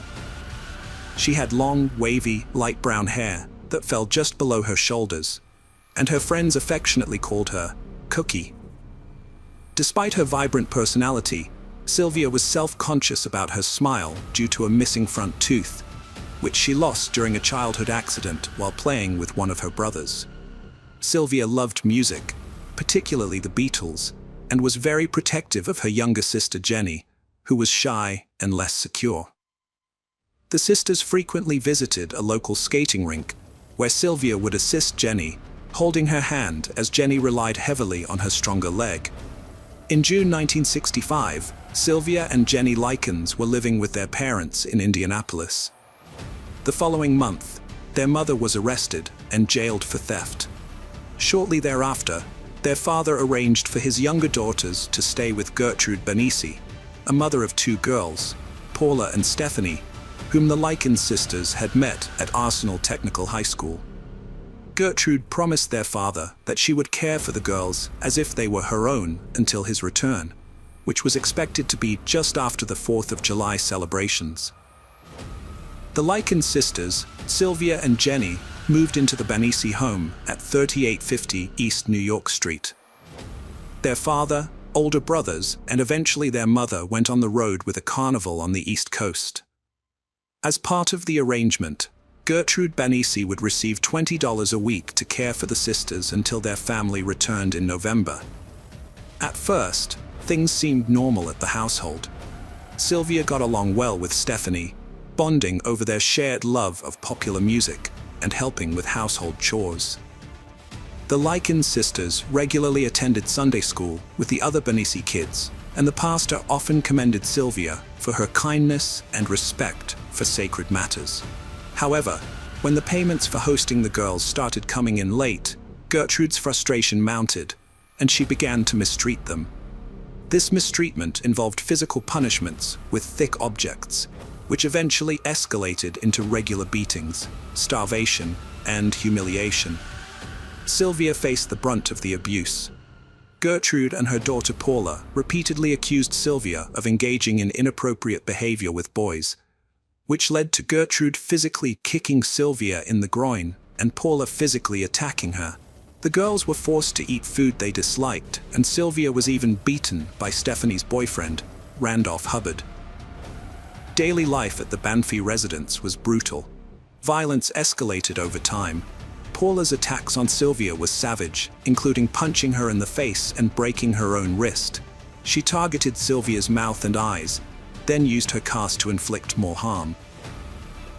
The sisters faced relentless verbal and psychological abuse, including Gertrude's cruel accusations of promiscuity and forced attacks on each other. The abuse of Sylvia didn't only come from the Banofsky family. Coy Hubbard and his friends would visit Gertrude's home, tormenting Sylvia physically and verbally. Gertrude and her kids would join in, inflicting harm. Neighborhood kids would beat Sylvia, using her as a punching bag, and Gertrude would humiliate her, forcing her to undress and perform sexual acts for their entertainment. Gertrude expelled Sylvia from school as punishment for stealing a gym suit, which Sylvia had done because Gertrude refused to buy her clothes. This cruelty led to severe physical abuse, including beatings with a police belt and kicks to the genitals. Despite Stephanie's attempts to intervene, Gertrude continued to torment them, inflicting further pain by burning their fingertips with matches and whipping them. A few days later, Gertrude again employed the police belt to repeatedly whip Jenny after she allegedly stole a single tennis shoe from school to wear on her stronger foot. Due to the escalating frequency and brutality of the torture and mistreatment, Sylvia gradually became incontinent, a condition for which she was denied access to the bathroom and forced to wet herself as further punishment. On October 6, 1965, Gertrude confined Sylvia to the basement, binding her with rope. She often kept Sylvia naked, providing her with minimal sustenance and frequently denying her water. Sylvia was consistently tied to the stair railing in the basement, her feet barely touching the ground. The Banfi family would occasionally interrupt their physical and emotional torment to watch their favorite TV shows.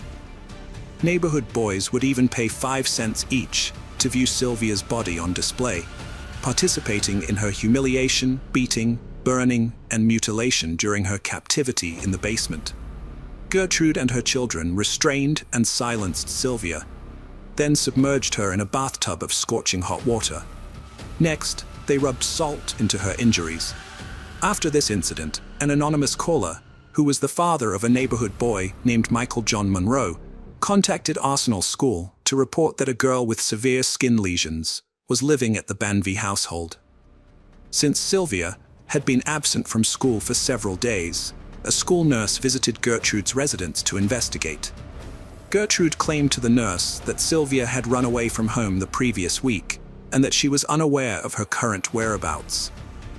She also alleged that Sylvia's skin lesions were a result of her poor personal hygiene and that she was a negative influence on both her own children and her sister.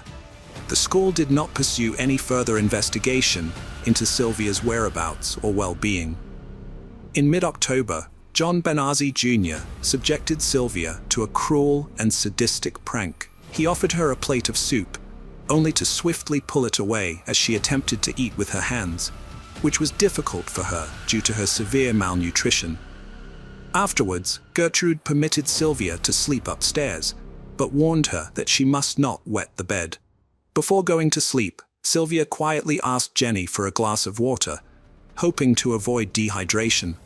However, the next morning, Gertrude found that Sylvia had urinated on herself, and as a punishment, forced her to perform a humiliating and degrading act, masturbating with a glass bottle in front of the Banby children.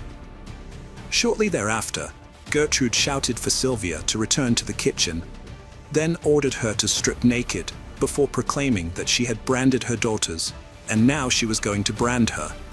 Gertrude began carving the words, "I'm a prostitute and proud of it," onto Sylvia's abdomen with a heated needle. When Gertrude was unable to complete the markings, she instructed 14-year-old Richard Hobbs to finish etching the words into Sylvia's flesh while she took Jenny to a nearby grocery store. In what Hobbs would later insist were short, light etchings, he continued to brand the text into Sylvia's abdomen as she clenched her teeth and moaned. Richard and 10-year-old Shirley forcibly took Sylvia to the basement. There, they attempted to inflict a burn on Sylvia's body, specifically beneath her left breast, using an anchor bolt to create a mark resembling the letter S. However, due to their mistake of applying part of the loop in reverse, the resulting deep burn scar would instead look like the number 3. On that grim night, after enduring terrible abuse, Sylvia told her sister Jenny that she knew Jenny didn't want her to die, but she was sure she was going to die. The next day, Gertrude woke Sylvia and forced her to write a letter while dictating its contents. The plan was sinister. They intended to deceive Sylvia's parents into believing that Sylvia had run away from the Banby residence. The content of this letter was intended to frame a group of anonymous local boys for extensively abusing and mutilating Sylvia after she had initially agreed to engage in sexual relations with them. After writing the letter, Sylvia was again tied to the basement stair railing, while Gertrude finalized her plan to abandon her in Jimmy's forest with the help of John Jr. and Jenny. Gertrude offered Sylvia cookies, but she refused, saying, "Give them to the dog, I don't want them." Enraged, Gertrude forced the cookies into Sylvia's mouth, and then she and John brutally beat her, targeting her stomach. On the morning of October 26th, Sylvia's condition had deteriorated. She could hardly speak or control her movements. Gertrude brought her to the kitchen, propping her against the wall, and tried to feed her a donut and a glass of milk. However, Sylvia struggled to hold the glass, which further infuriated Gertrude, who tossed her to the floor before returning her to the basement. Soon, Sylvia became delirious, repeatedly moaning and muttering incoherently. When Paula asked her to recite the alphabet, Sylvia couldn't get past the first 4 letters and was unable to stand up from the floor. Sylvia faced neighborhood bullies in the basement. She pointed out familiar faces, shouting names. After a failed attempt to bite a rotten pear, Jenny reminded her she couldn't feel her teeth, having lost one at 7. Exhausted and desperate, Sylvia tried to escape but collapsed. Gertrude punished her brutally, striking her head and knocking her out. Shortly after, at 5:30 p.m., Richard Hobbs returned to the Banby residence and rushed to the basement, where he found Stephanie crying and cradling Sylvia's frail, wounded body. After their mother instructed Stephanie to clean Sylvia's body, she and Richard decided to give Sylvia a warm, soothing bath and dress her in fresh clothes. They laid her on a mattress in one of the bedrooms, where she whispered her final wish, for her father to be by her side or to be taken home. After suffering severe punishment and weakening from starvation, Sylvia finally succumbed to her injuries and died. When Stephanie realized Sylvia wasn't breathing, she attempted to perform mouth-to-mouth resuscitation, while Gertrude hysterically screamed at the children in the house that Sylvia was faking her own death. Initially, Gertrude struck Sylvia's lifeless body with a book, yelling at her that she was lying and pretending, in a futile attempt to rouse her. Soon, overcome with panic, Gertrude instructed Richard Hobbs to call the authorities from a nearby payphone. When the police arrived at the address around 6:30 p.m., Gertrude escorted the officers to the bedroom, where she revealed Sylvia's brutally beaten and mutilated body lying on a dirty mattress. She then handed over the letter that Sylvia had been coerced into writing. Gertrude claimed to have cared for the young girl for over an hour before her death, applying antiseptic to her wounds in a futile attempt at first aid. According to Gertrude, Sylvia had run away from home with a group of teenagers. Returning to her house that afternoon, bare-chested and clutching the note. Having declared to everyone in the house that Sylvia's death was meant to happen, Paula looked at Jenny and calmly said that if Jenny wanted to live with them, they would treat her like their own sister. Following instructions she had received before the police arrived, Jenny recited the rehearsed version of the events leading up to Sylvia's death, before whispering to the officers to take them away, and that she would tell them everything. The formal statement from Jenny Likens led to the arrest of Gertrude, Paula, Stephanie, and John Jr. Benazzi on suspicion of Sylvia's murder just hours after her body was discovered. That same day, Coy Hubbard and Richard Hobbs were also arrested and charged with the same crimes. The three older Benazzi children, along with Coy Hubbard, were placed in a nearby juvenile detention center, while the younger Benazzi children and Richard Hobbs were held at the Indianapolis Child Guardians Home, all detained without bail pending trial. Initially, Gertrude denied any involvement in Sylvia's death, but only a day into her detention, she confessed to knowing the children and acknowledged that her daughter Paula and Coy Hubbard had physically and emotionally abused Sylvia. Gertrude also admitted to forcing the girl to sleep in the basement on approximately 3 occasions when she had wet the bed. When an officer suggested that the probable reasons for Sylvia's incontinence were her mental distress and kidney injuries, Gertrude became evasive. Paula showed no remorse, signing a statement that admitted to repeatedly beating Sylvia. She also confessed to fracturing Sylvia's wrist and committing other brutal acts, including pushing her down the basement stairs 2 or 3 times. John Jr. confessed to whipping Sylvia once and frequently using his fist to abuse her, also admitting to burning her with matches on multiple occasions. The autopsy of Sylvia's body revealed over 150 separate injuries across her body, and she was severely emaciated at the time of her death. The injuries varied in location, nature, severity, and healing stage, including burns, severe bruises, and extensive damage to muscles and nerves. Her vaginal cavity was swollen and nearly closed, although an examination determined her hymen was still intact, debunking Gertrude's claims that Sylvia had been 3 months pregnant and the accusations of prostitution and promiscuity. The official cause of Sylvia Marie Likens' death was determined to be a subdural hematoma resulting from a severe blow to the right side of her head. The doctor also noted that the shock she sustained, primarily due to prolonged and severe injury to her skin and subcutaneous tissue, as well as chronic malnutrition, contributed to her demise. By the time her body was discovered, rigor mortis had fully set in, suggesting that she may have been deceased for up to 8 hours prior to discovery. Interestingly, although the autopsy revealed that Sylvia had been recently bathed, possibly post-mortem, this action may have accelerated the loss of body temperature and subsequent onset of rigor mortis. In May 1966, Gertrude Bissesi, her children Paula and John, and 2 neighborhood youths, Coy Hubbard and Richard Hobbs, were tried and convicted of neglect, torture, and murder in relation to Sylvia's death. Following 8 hours of deliberation, the jury found Gertrude Bissesi guilty of first-degree murder, sentencing her to life imprisonment. However, she was paroled in 1985. Paula was convicted of second-degree murder and released in 1972. Hobbs, Hubbard, and John were found guilty of manslaughter, serving less than 2 years in the Indiana Reformatory before being granted parole on February 27, 1968. In Indiana, the brutal murder and torture of Sylvia Likens is considered the state's worst crime.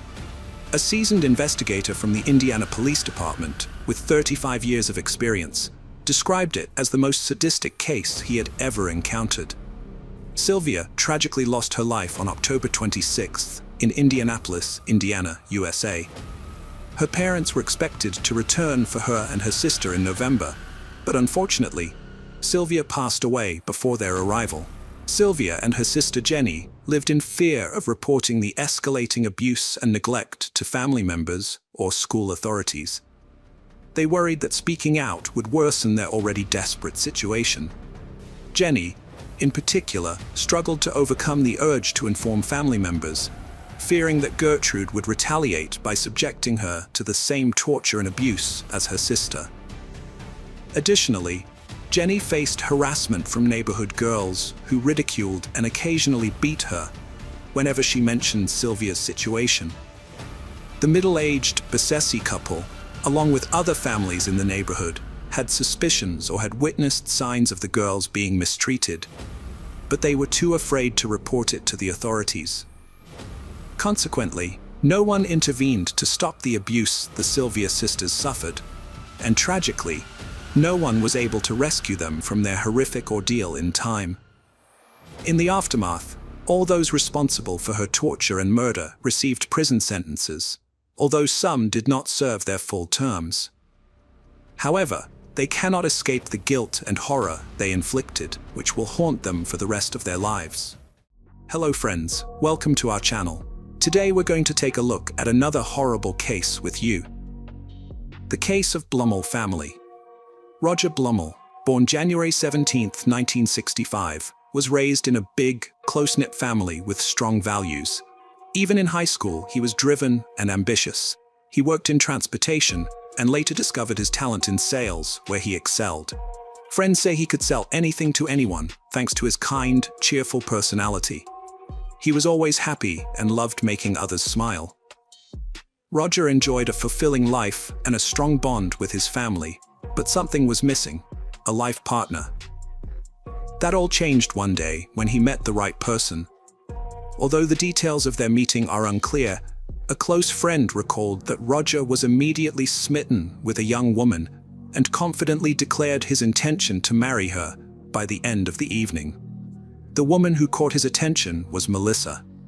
Born on January 1, 1960, in Wichita, Melissa grew up in a loving family of 6 siblings, although she tragically lost a younger sister in infancy.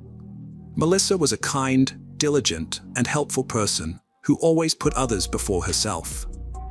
She started her career as a bank cashier and worked her way up the ranks, earning promotions through her dedication, teamwork, and strong work ethic.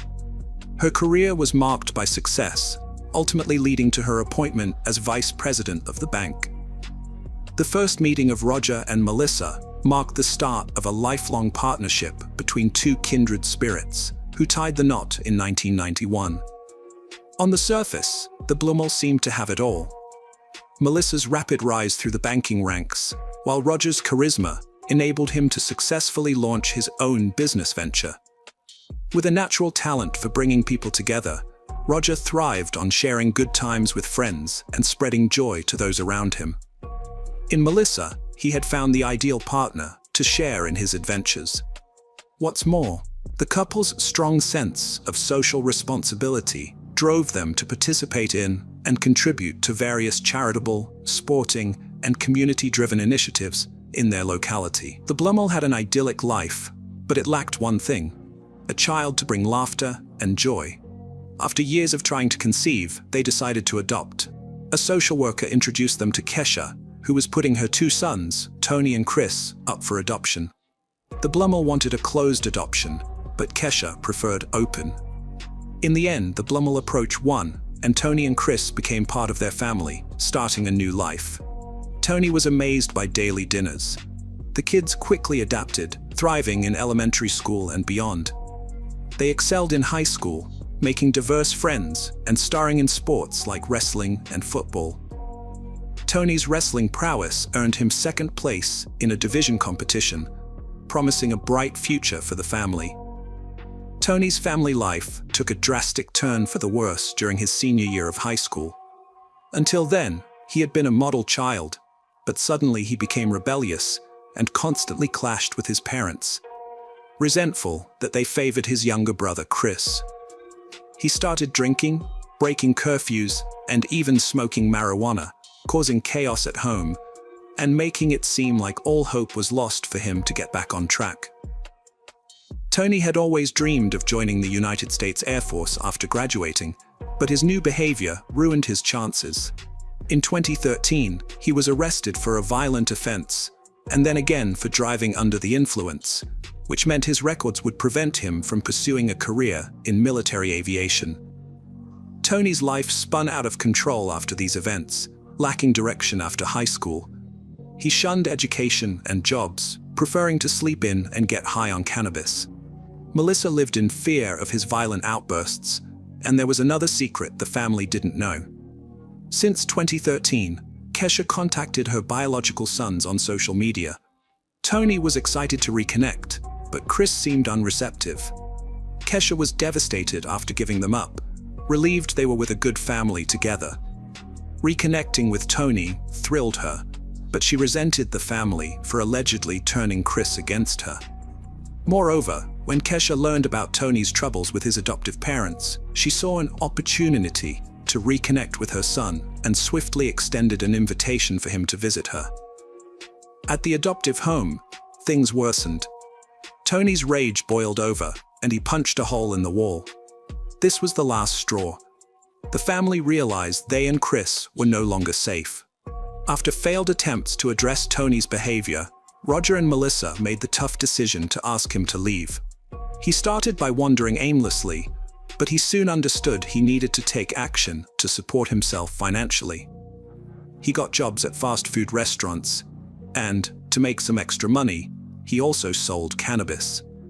Despite having no fixed address and sleeping at different friends' houses each night, he eventually fell in with a group of young people who were heavily into drug abuse. Among the midst of despairing events, a lifeline emerged for Tony when Kesha extended an invitation for him to move to California and live with her. Tony seized the opportunity with eagerness, and the reunion took place in September 2013 at Kesha's California residence. Accompanied by his high school best friend, Braden, who had dropped out in his junior year to pursue a life of drug dealing, he arrived filled with hope, seeking Kesha's support, who was well versed in the drug trade, to establish a large-scale marijuana operation in the area, and even discussed entering the medical cannabis market. The reality was that they had arrived to live in a small apartment, which had only one room. It is not hard to imagine that the situation in the place began to be tense, particularly because Sean, Kesha's partner, had 2 jobs and was the only one bringing in money to cover the expenses for 5 people. Kesha only contributed a part of the social assistance she received for her daughter. Kesha, Tony, and Braden spent their days using drugs, and the woman's younger daughter was all the time under that bad influence. Sean reached a breaking point when she discovered Tony and Braden selling marijuana near her house. She told them to stop, citing the danger to her as the property owner. Then, she issued an ultimatum: get a job or leave the apartment. But instead of complying, the group banded together against her, eventually leaving for a nearby hotel for 2 weeks. However, without income, they couldn't afford the hotel bill. They didn't consider getting a decent job due to their financial struggles. Their initial plan was to head back to Kansas, possibly because Tony was familiar with the area from his drug dealings. After nearly a day of driving, they decided to stop in Arizona and spend the night at a hotel. It was during their stay that Tony shared an idea with his companions to kill his adoptive parents in order to inherit their wealth.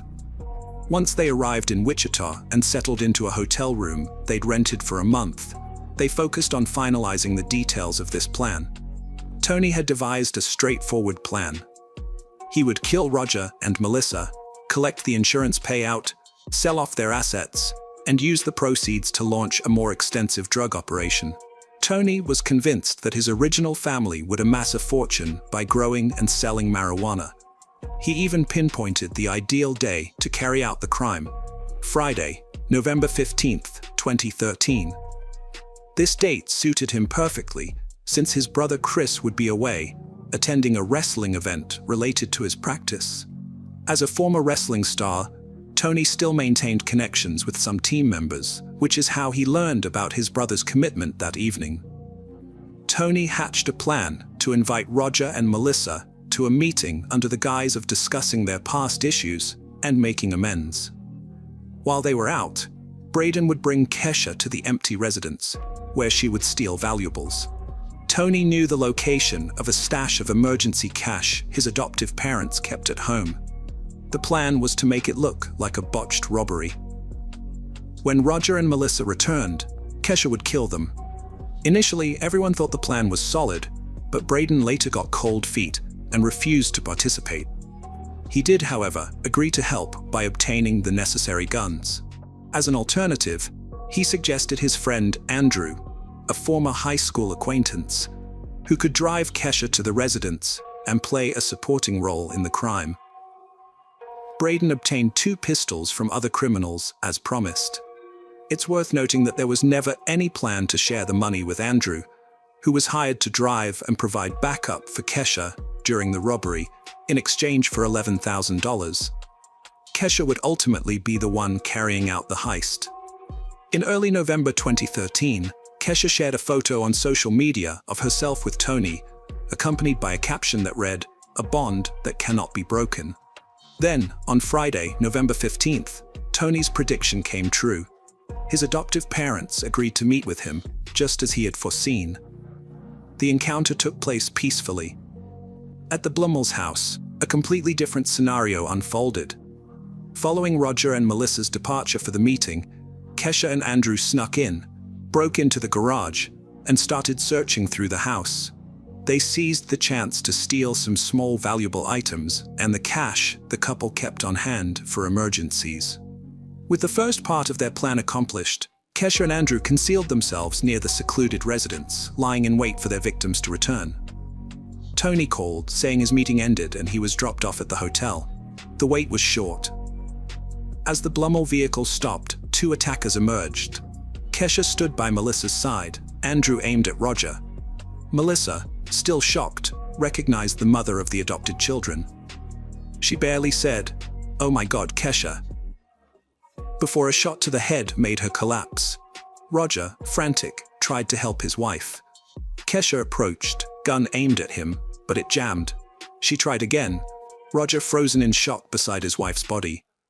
The gun finally fired, and he collapsed next to her. After the fatal plan was executed, Kesha and Andrew hastily departed in the vehicle they had arrived in. The Blummel spouses remained at the scene until approximately 9:15 p.m. when Chris returned from his meeting to find the devastating scene. He quickly called 911, reporting that he had just arrived home to find his parents semi-conscious inside their van. He described Roger as coughing and Melissa as nodding her head up and down, both with visible gunshot wounds to their heads. The dispatcher instructed him to attempt resuscitation efforts while emergency services arrived shortly thereafter to take control of the situation. Miraculously, the Blummel was still alive, their lives clinging to a fragile thread, and were swiftly rushed to a hospital. Meanwhile, back at the hotel where they were staying, Kesha appeared to suffer a panic attack, declaring that she urgently needed to take an illicit substance, which she proceeded to do, joined by the other boys. Also, at that moment, Kesha handed over the used gun and a wallet containing stolen cash and micas to be discarded in a nearby stream. Andrew disposed of the evidence in a nearby park's pond. The next day, Tony used the proceeds to start dealing marijuana, earning his first $100 profit. Tragically, on the same day, Melissa lost her battle with illness and passed away at the age of 53. Tony visited his father in the hospital, unaware that he had been previously removed from the Blummel's will and insurance policies. As it turned out, the 2 heinous crimes had been committed for nothing. In the days that followed, it emerged that Andrew had not received payment and was even unaware that Kesha had stolen cash from the Blummel family's home. Eventually, fate caught up with them. During the initial inspection of the Blummel residence, the police observed that the garage door had been forced open, and upon entering the house, they found everything in disarray, with items scattered haphazardly. It was confirmed that money, jewelry, and other valuables had been stolen. The authorities considered the possibility that the attack on the couple had been a consequence of their arrival, while the thieves were still inside. However, since the fatal assault had occurred prior to the couple's entry into the home, this initial hypothesis was soon dismissed.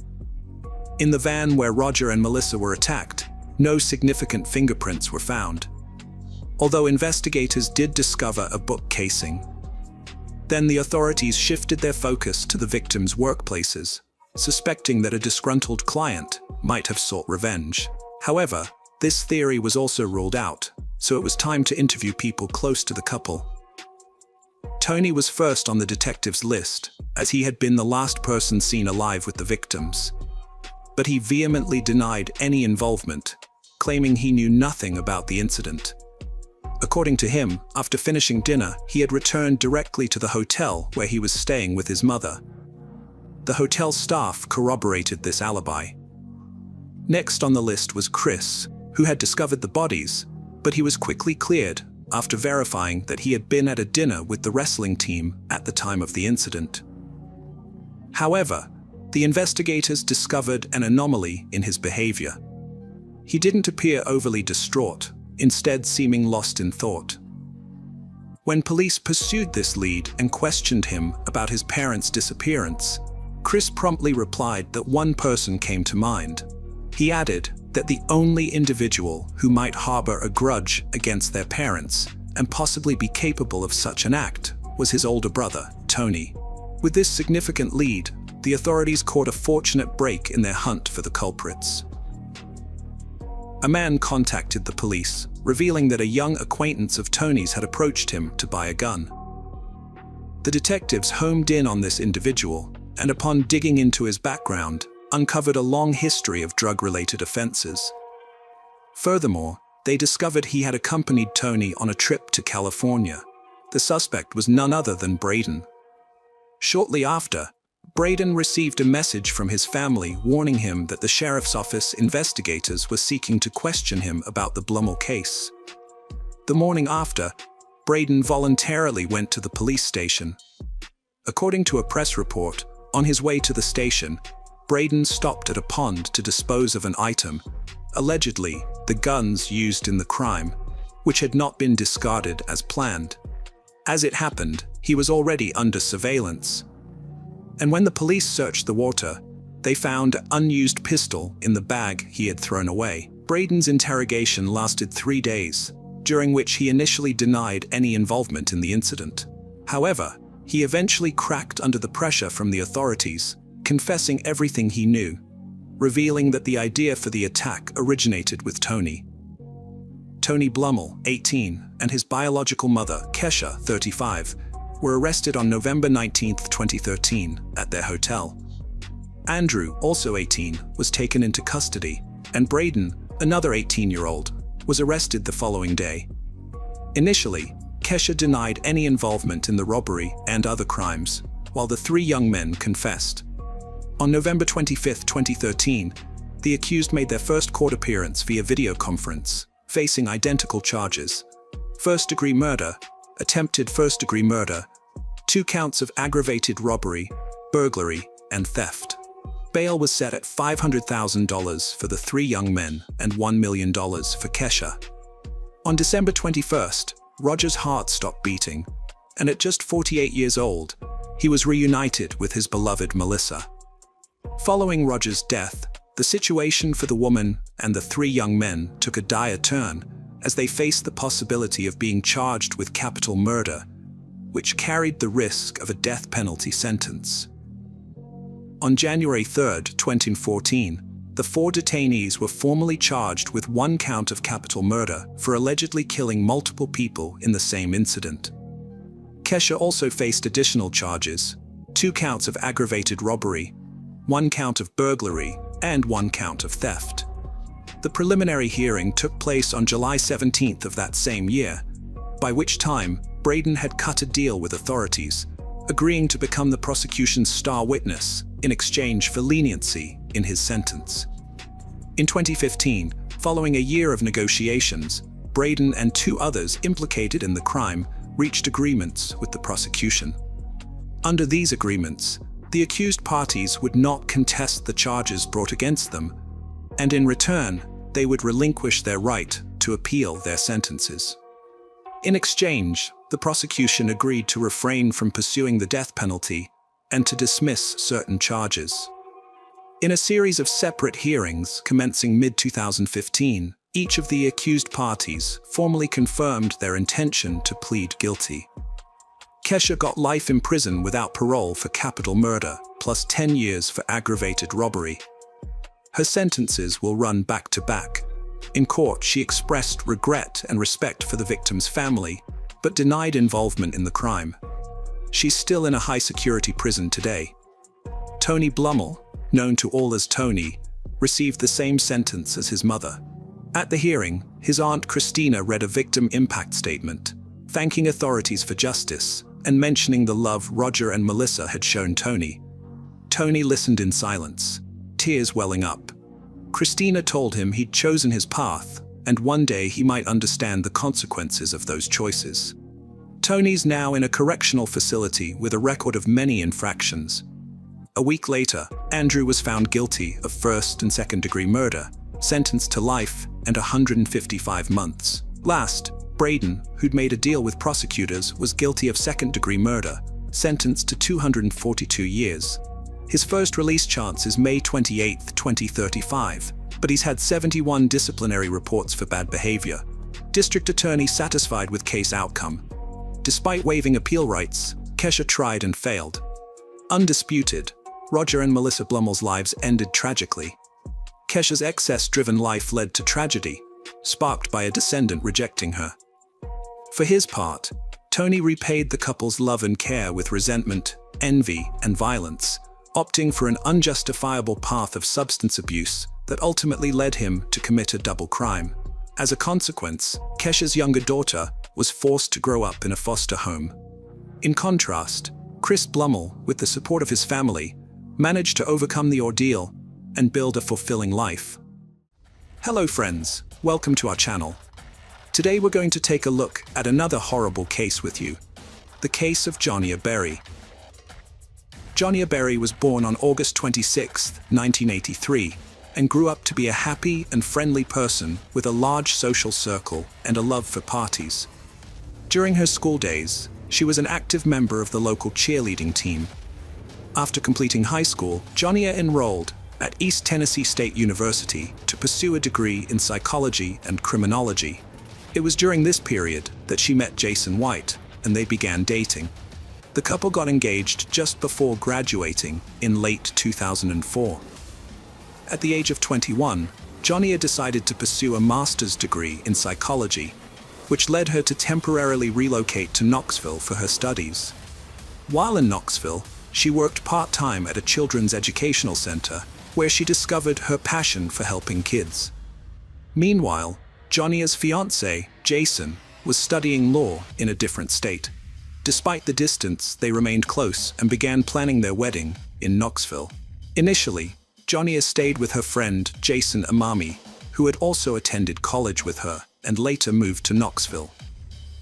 They shared a 2-bedroom apartment, and Jason allowed Johnny to stay there until she found her own place to live. Johnny had 2 part-time jobs, one at a jewelry store and the other at a children's hospital. On the Sunday night of December 5th, after finishing her shift at the jewelry store, Johnny went to the mall to do some Christmas shopping. Later, she returned home and spent her evening wrapping presents for the children at the educational center, chatting with her neighbor, and then retreating to her room.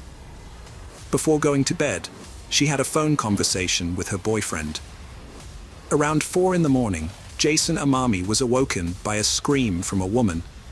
At first, he thought Johnny was having a nightmare, so he went to her room to check on her. However, he was shocked to find a stranger wielding a knife. The intruder attacked Jason, and they engaged in a fierce struggle. Eventually, Jason managed to fend off the attacker and made a dash for the door. He rushed out of the apartment and ran to the nearest convenience store, almost a kilometer away, to call for help. When the store clerk saw Jason, who was covered in blood, They immediately called 911. Jason explained to the police what had happened when they arrived at the scene. At their apartment, the police found Jonia lying in the hallway that connected 5 apartments. She was still alive, but barely conscious. When the police questioned her about the attacker, she could only provide weak clues. The police searched the entire building and the surrounding area, but were unable to find the attacker. They rushed Jonia to the nearest hospital, where despite the doctor's best efforts, they were unable to save her. The doctor reported that she had suffered more than 20 stab wounds, making survival highly unlikely. Jason had 8 wounds from the attacker. Although only 1 was critical, he received medical attention and his life was no longer in danger. Meanwhile, the detectives began investigating the crime scene. They discovered blood in the hallway, indicating that Jonia had attempted to seek help from her neighbors, but none of them had opened their doors. Next to Jonia's room, the detectives found the murder weapon, a kitchen knife that belonged to Jason, which the attacker had used with such force that it became bent and damaged. The police discovered blood near the back door of the apartment and on the stairs leading to the street. As Jason and Jonia had exited through the front door, detectives believed the killer likely escaped through the back door in Jason's room. Another clue was found, a partial footprint, possibly left by the attacker when they followed Jason and attacked him. The brutal nature of Jonia's murder led police to suspect a personal motive. Initial investigations focused on Jonia's boyfriend, despite him being approximately 1,000 kilometers away from Knoxville. However, friends and family testified to their wonderful relationship, and he had no apparent reason to commit such a heinous crime. He learned of Jonia's death when her mother called him at 10 a.m. and claimed to have fainted and taken a long time to recover. In his incapacitated state, he required a neighbor's assistance to book a plane ticket and pack his suitcase. After carefully verifying his alibi, investigators concluded he couldn't have physically traveled to Knoxville and back by morning, thus ruling him out as a suspect and shifting their attention to Jonia's neighbor. In contrast to Jonia's boyfriend, who had a solid alibi, this particular neighbor did not, which raised suspicions that he might be the perpetrator. Many friends and family members of Jonia suspected him, with some believing he could be the killer, and others accusing him of leaving Jonia behind as he fled the apartment. The suspicion was so deep-seated that Jonia's parents didn't even want him to attend her funeral.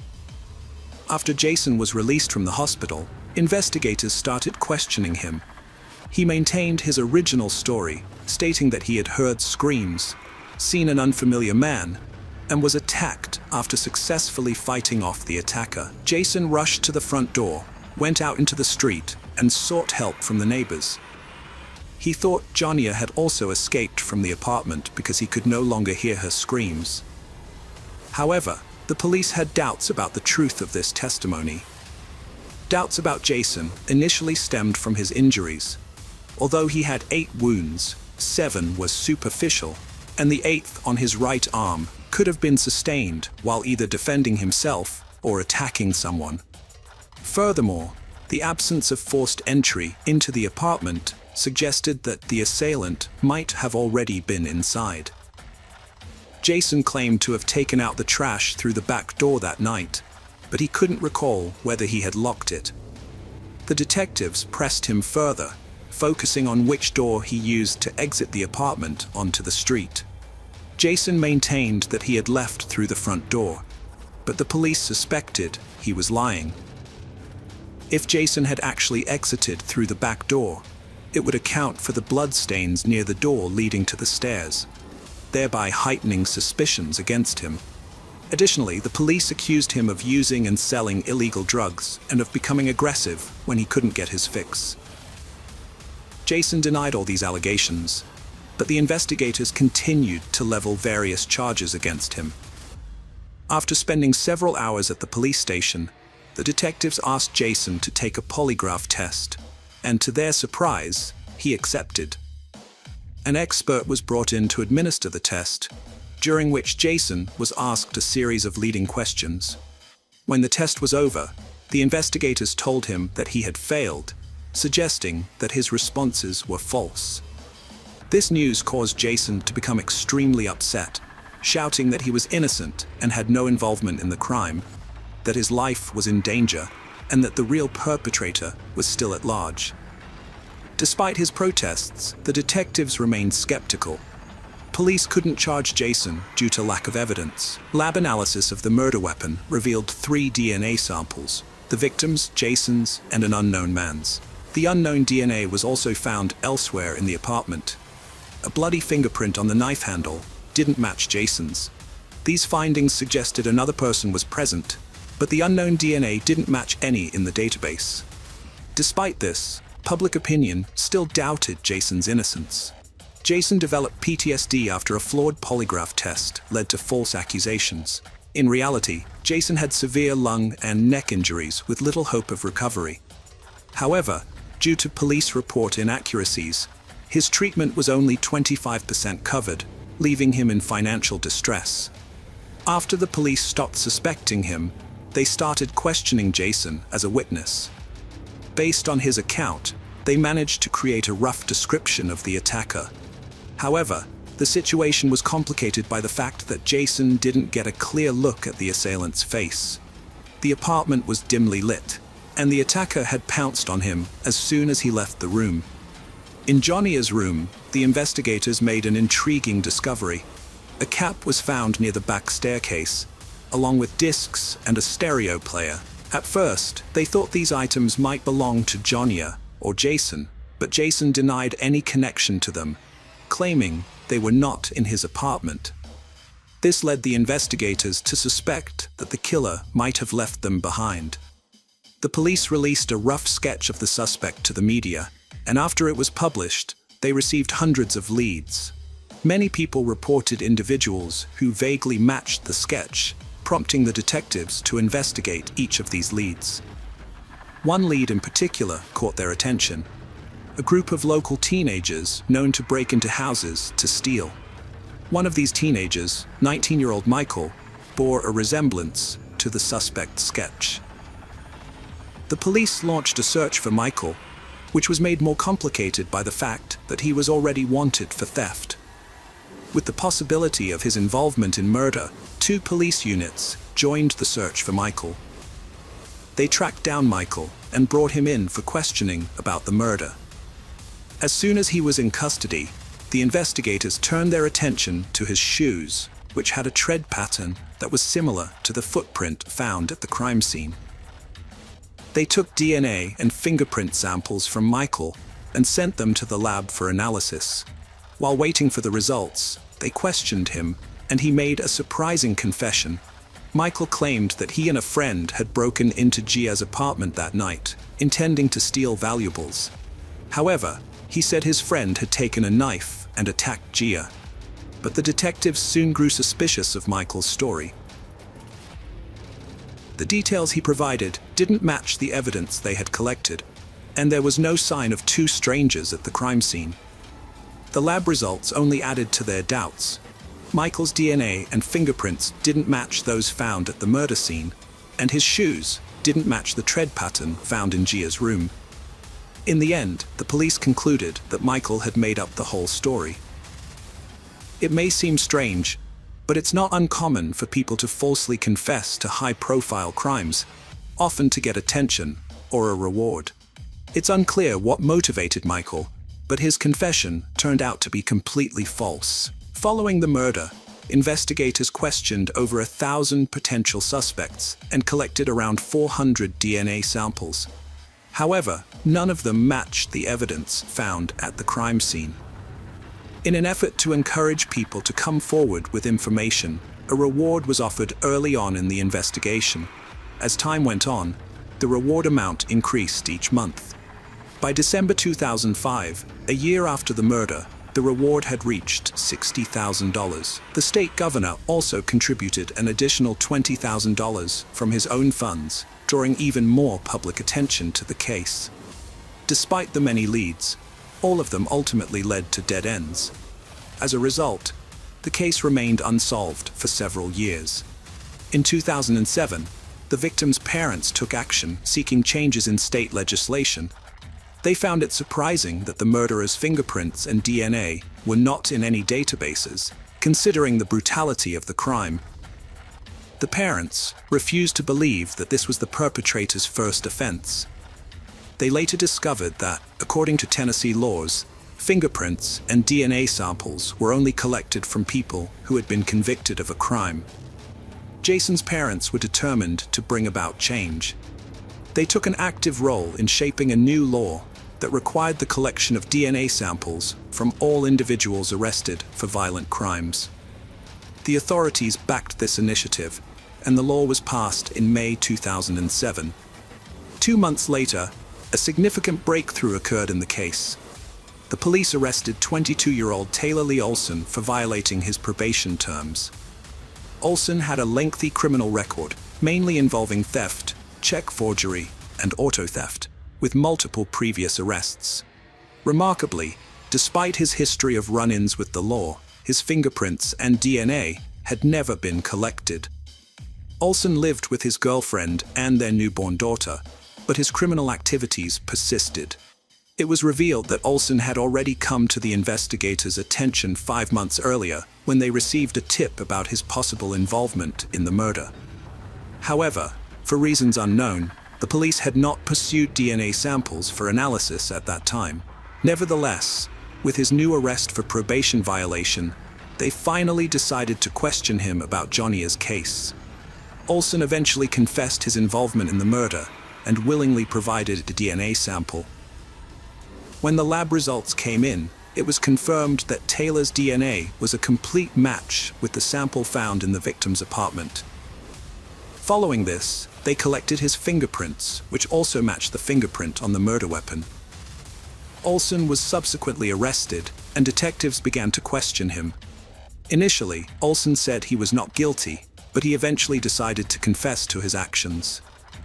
Taylor claimed that on that night he had intended to steal Johnny's car and had entered her apartment through the back door to find the car keys. When he entered her room, she woke up and began screaming. In response, Olson grabbed a kitchen knife and stabbed her multiple times. However, he insisted that he hadn't intended to kill anyone and that it had all occurred accidentally. Detectives had doubts about the truthfulness of some details and leaned towards believing that Taylor had premeditated the murder. It was possible that he had been stalking the victim for some time, indirectly supported by the fact that Johnny's friends had reported someone following her in a car at the time. No evidence was found to substantiate this, but after Olson's arrest, it seemed increasingly plausible. Despite this, there was little doubt about his culpability, as his DNA and fingerprints were present on the murder weapon, strongly indicating his involvement. Olson's trial was slated to commence in mid-2008, and by that point, he had already retained a lawyer. Apparently, his legal counsel advised him to retract his confession, and Taylor presented a new version of events to the detectives.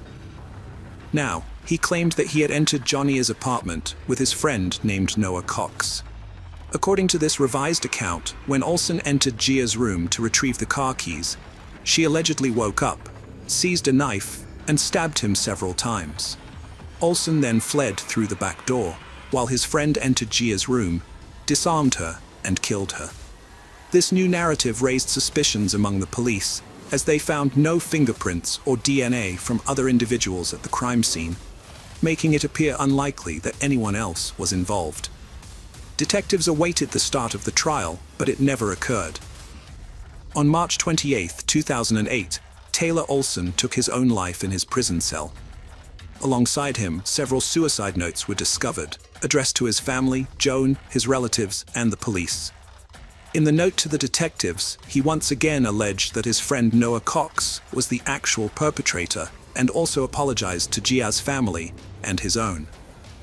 Detectives continued to believe that Olson was responsible for the murder and repeatedly questioned him, but they found no evidence implicating him.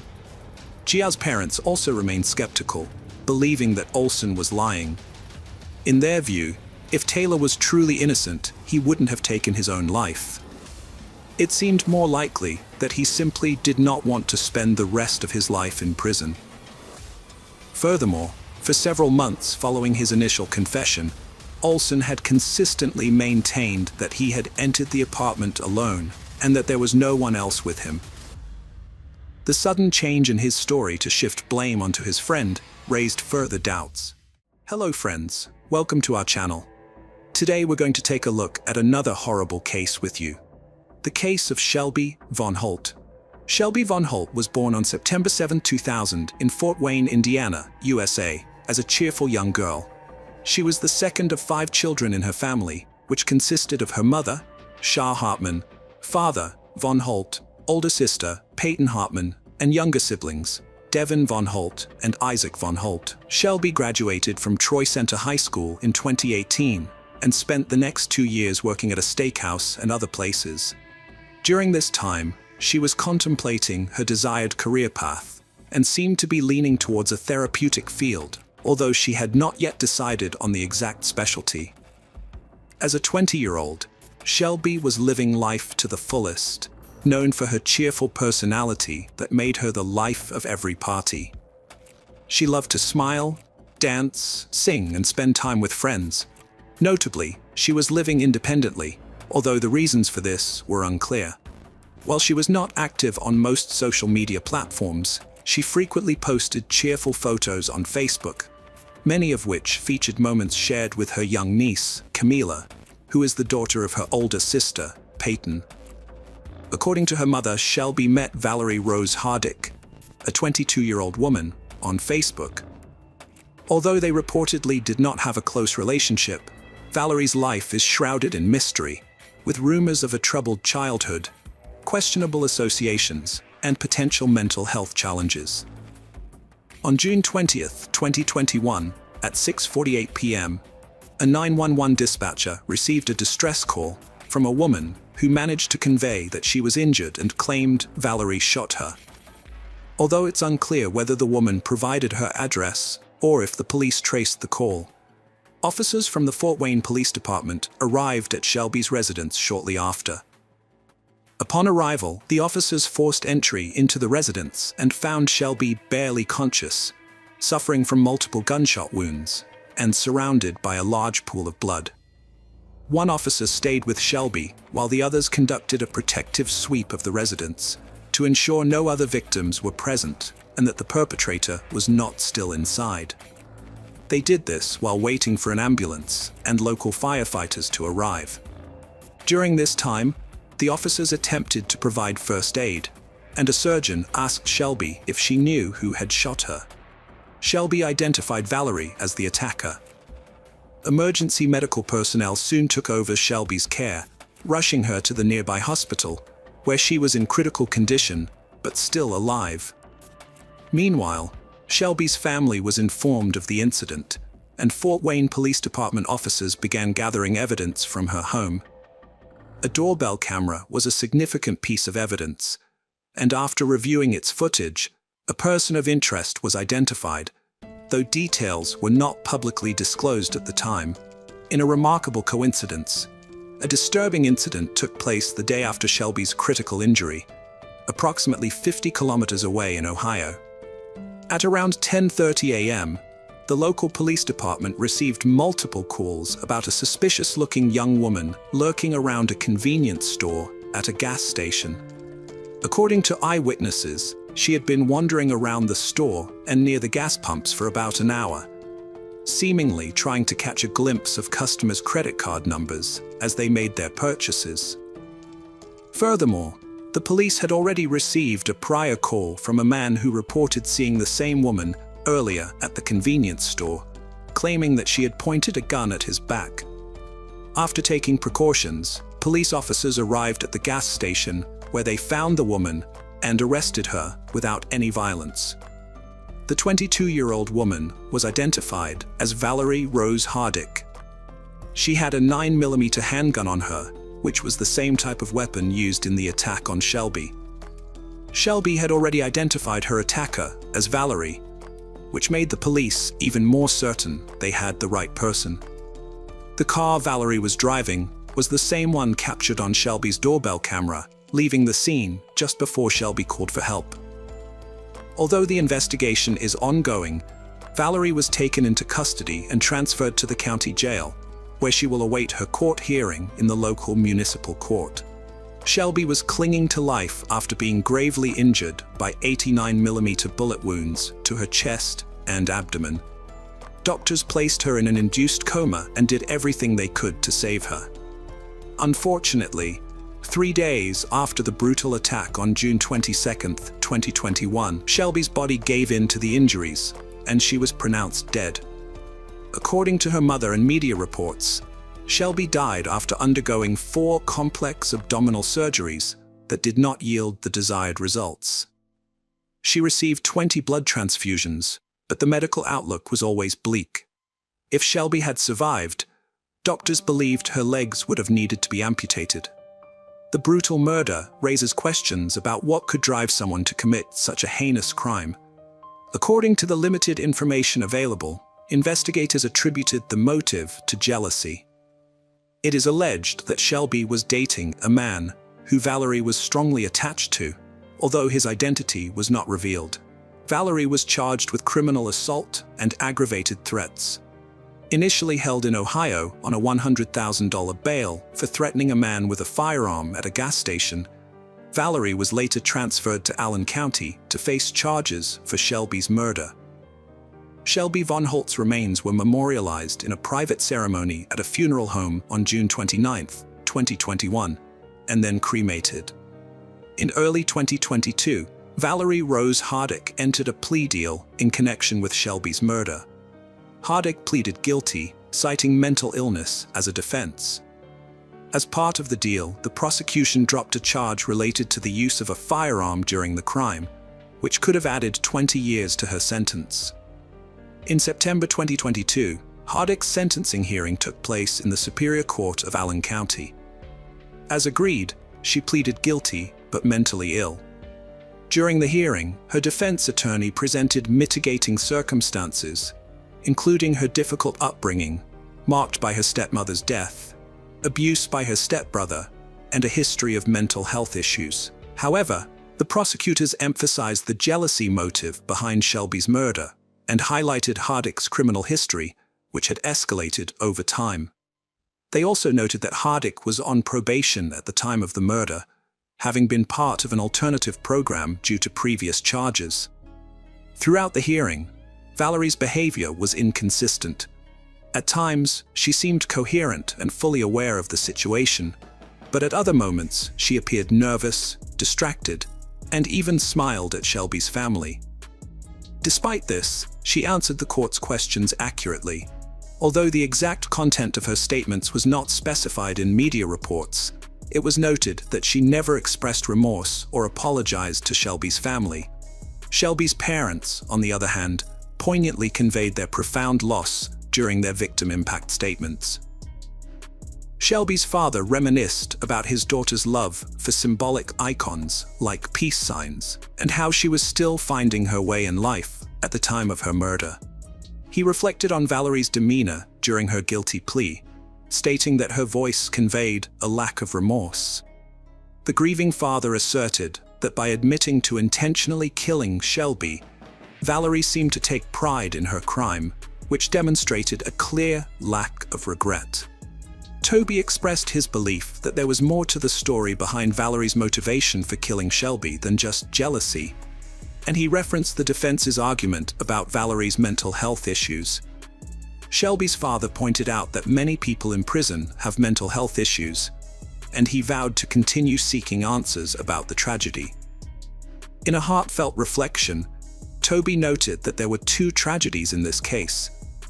The first was the shocking and agonizing death of his daughter, and the second was Valerie's decision to throw away her future in a fit of rage.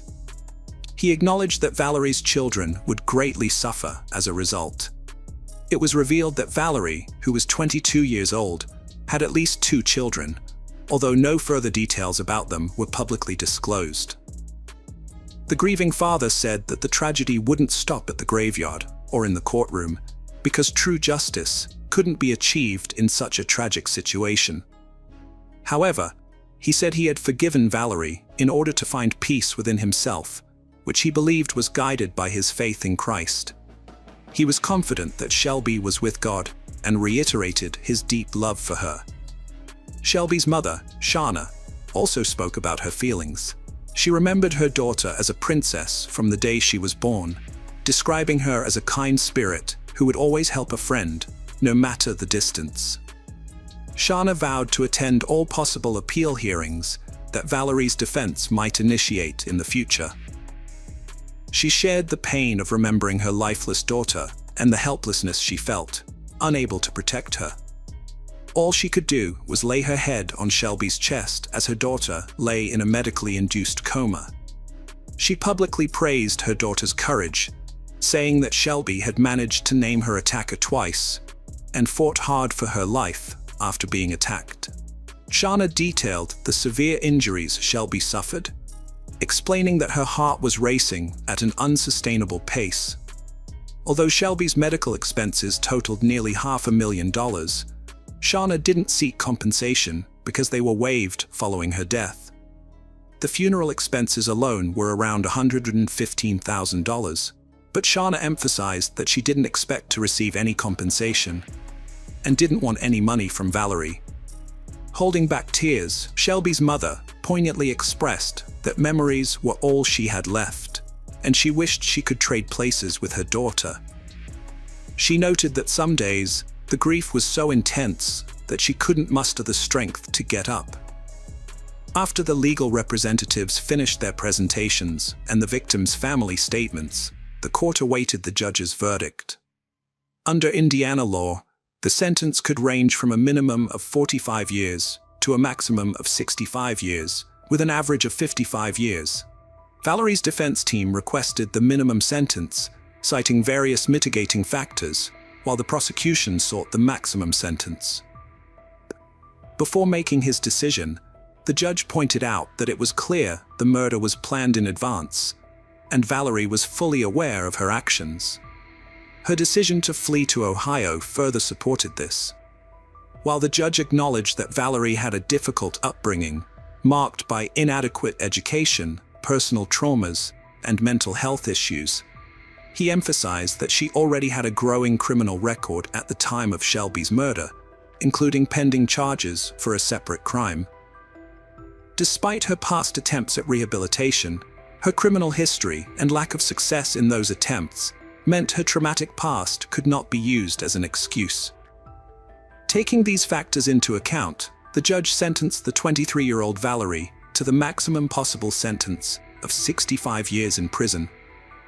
He also ordered the destruction of the weapon used in the murder. According to the American Correctional System's records, Valerie is currently incarcerated in an Indiana women's prison, with the earliest estimated release date being June 18, 2027, at which time she will be 72 years old. After the court session, Shelby's parents said they were satisfied with the verdict. However, they later made it clear that no verdict could ease their pain, especially since Valerie would be spending her days in prison. Shelby's mother emphasized that she would always miss and remember her daughter. This case is particularly notable because the victim, who was mortally wounded, was able to identify her killer. A prosecutor not involved in the case explained that when a dying victim identifies their attacker, this is known as a dying declaration. These statements provide a crucial lead for detectives and are the only exception to the hearsay rule in court trials, ensuring that the most reliable evidence is presented. The prosecutor also stressed that dying declarations are admissible in court because they tend to produce more trustworthy statements, given the immense pressure and tragic circumstances surrounding them. Hello friends, welcome to our channel. Today we're going to take a look at another horrible case with you. The case of Kate Waring. Kate Waring was born in Charleston, South Carolina, into a loving family with 2 siblings and parents who worked hard to provide the best possible life for their children. From a young age, Kate demonstrated a deep love for animals, which led her to volunteer at various animal shelters during her teenage years. Apart from her compassion for animals, Kate was also an accomplished dancer with a wide circle of friends and a radiant personality. To all appearances, Kate grew up in a supportive and nurturing environment, and in many ways, this was true. However, Kate's life took a dramatic turn just before she went off to college. In a private conversation with her parents, Kate revealed that she had been abused by someone close to the family when she was younger. Although she chose not to disclose the identity of the perpetrator, her revelation sent shockwaves through her family. Her parents were unaware of the trauma Kate had been silently enduring for years, leaving them reeling from the news. After sharing her dark secret, Kate's parents did everything in their power to support her, but the trauma's consequences only seemed to intensify over time. Initially, Kate struggled with addiction, first with alcohol and later with illegal substances. Her parents suggested therapy, which she reluctantly agreed to. They also encouraged her to move back home, hoping the family's presence would help her cope. Despite being an independent adult, Kate agreed to return home. At first, therapy seemed to be having a positive impact, but Kate struggled to break free from the past's heavy burden and live life to the fullest. The psychiatrist diagnosed her with depression, but everything changed when her father, always concerned and eager to help, suggested a trip to anywhere she desired. Kate was thrilled by the idea and soon set her heart on traveling beyond the Arctic Circle.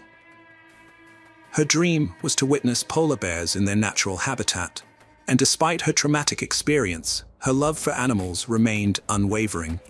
Kate and her parents searched for the perfect tour and soon purchased tickets for a trip to the Arctic Circle.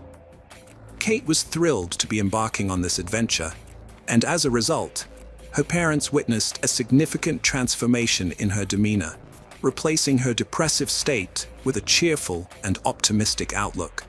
When they finally embarked on the trip, Kate was ecstatic. During the journey, Kate and her parents had a fantastic time on the boat, which took them to the Arctic Circle, where Kate befriended a Russian tourist. They remained in contact throughout the trip and continued exchanging letters afterward. Kate developed strong feelings for him, and eventually, after returning home, she decided to visit Russia. Upon arriving, they reunited, and she even contemplated staying longer in the country, but due to visa problems, Kate was forced to return home. Despite this setback, it seemed that Kate had finally overcome her depression. Back home, she planned to resolve her visa issues and even started writing a book for her children. Her life was finally taking a turn for the better. On Saturday, June 12, 2009, Kate's life took a dramatic turn. Her family was away on a business trip, leaving her alone at home. Normally, Kate would call her father to reassure him that everything was okay, but this time, she failed to do so. Her concerned father tried calling her back, but there was no response. Given Kate's past struggles with alcohol and substance abuse, he asked someone to check on her at home. When the person arrived, Kate was nowhere to be found, but her bedroom light was still on, suggesting she might return soon. However, she didn't show up. Furthermore, Kate had left behind her essential medication, which she was supposed to take regularly. Despite their growing anxiety, Kate's parents decided not to panic and waited for her return, considering her age of 28 and ability to take care of herself. Her father decided to wait until Monday before involving the police. On Monday morning, Kate Waring's father received a call from the bank. A bank employee informed him that someone had tried to cash a check worth more than $4,000, supposedly signed by Kate. However, the bank couldn't get in touch with Kate directly, and as her father was a co-signer on her account, they reached out to him instead.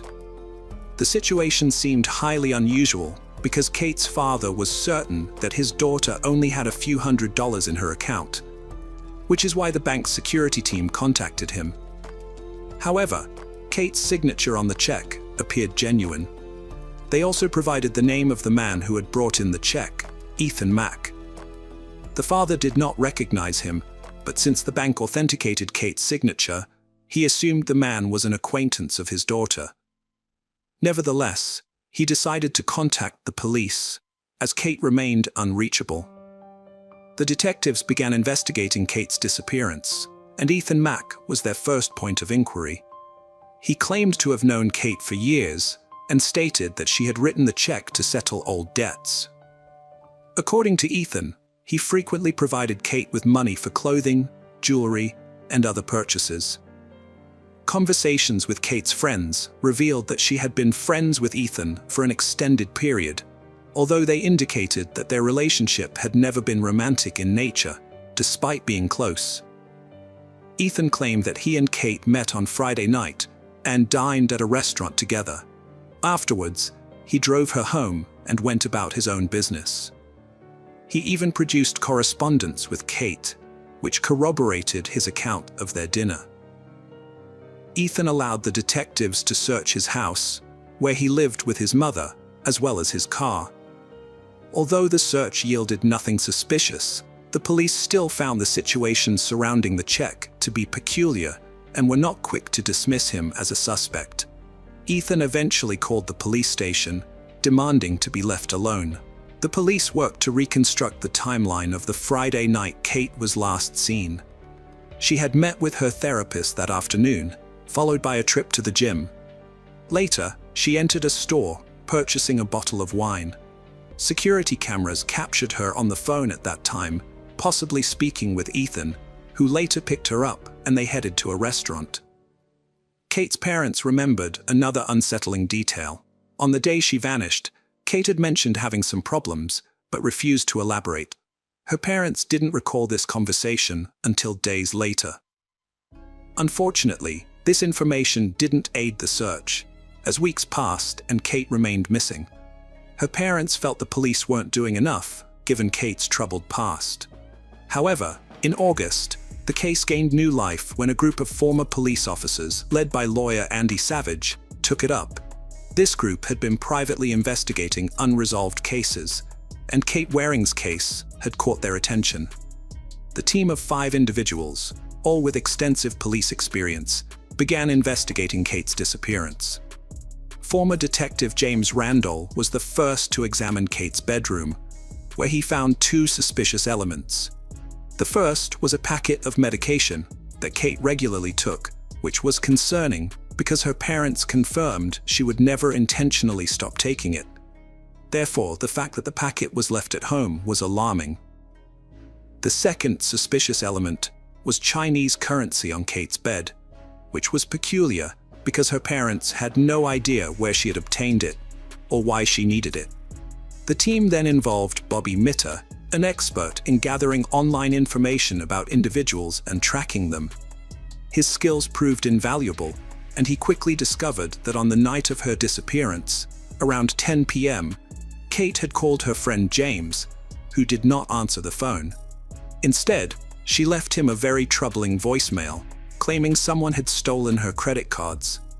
The investigation also revealed that her phone was last active at 1:53 a.m., when for some reason, she called her own voicemail. Further investigation led team member Lewis to discover that the call was made from the area of James Island, which was a few kilometers from Kate's house. Another team member, former homicide detective Eugene Fraser, made an intriguing discovery. He spoke with several acquaintances living in James Island and found it odd that Ethan Mack, who had voluntarily let the police inspect his home, did not actually live there. Instead, he rented an apartment in a nearby building, which Eugene was fortunate to uncover because one of his acquaintances happened to be the landlord of the apartment Ethan had rented. Digging deeper, the detectives discovered that the police had barely scratched the surface in their investigation into Ethan. A cursory search of his mother's house was all they had done. The team decided to take matters into their own hands and uncovered a vital lead. Ethan had a girlfriend, Heather Camp. When they questioned Kate's parents about her, her mother recalled a peculiar encounter. Kate had met Heather on a train from Washington, D.C. about a month before her disappearance, when Kate was having issues with her Russian visa. Heather claimed her wallet had been stolen, leaving her penniless, and Kate sympathetically offered to lend her a substantial amount of money. Heather stated she had landed a pediatric surgeon position in South Carolina, set to start soon.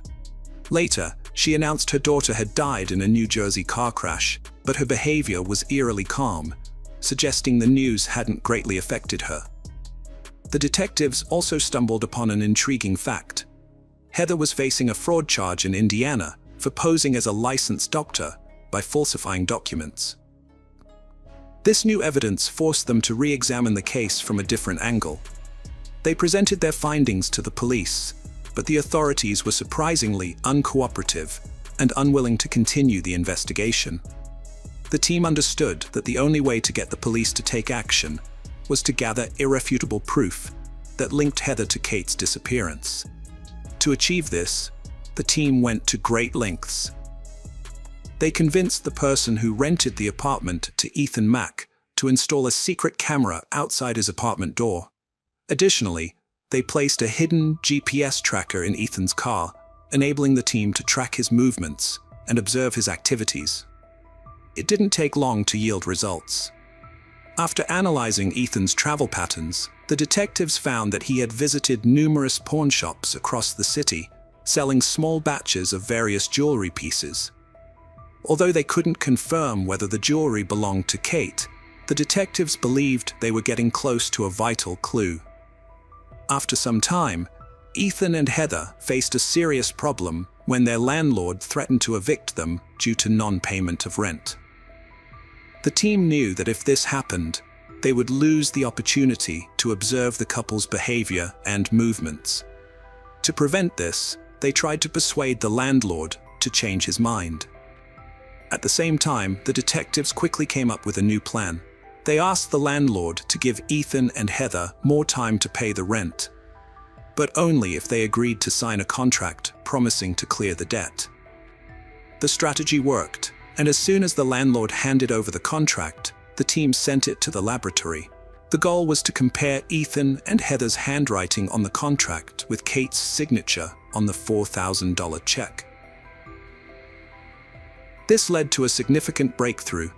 The handwriting expert conclusively confirmed that the check signature was from the same person who had signed Heather's name on the contract, proving that Heather had forged Kate's signature.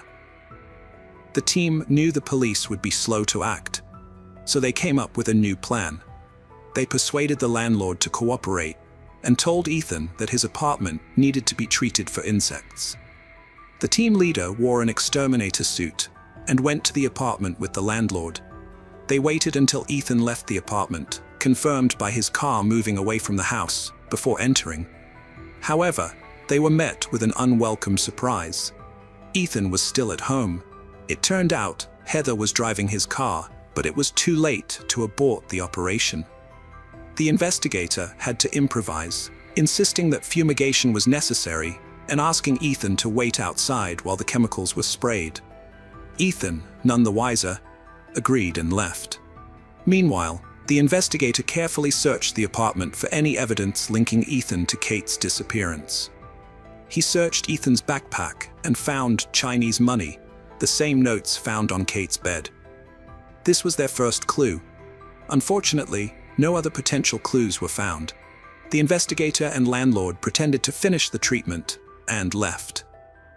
The team needed to regroup and devise another plan. Upon reviewing the footage from the camera in front of Ethan's apartment, detectives identified a frequent visitor, Terry Williams, a neighbor of the couple. They suspected Williams might have information about Ethan and Heather's involvement in Kate's disappearance, so they took a bold step.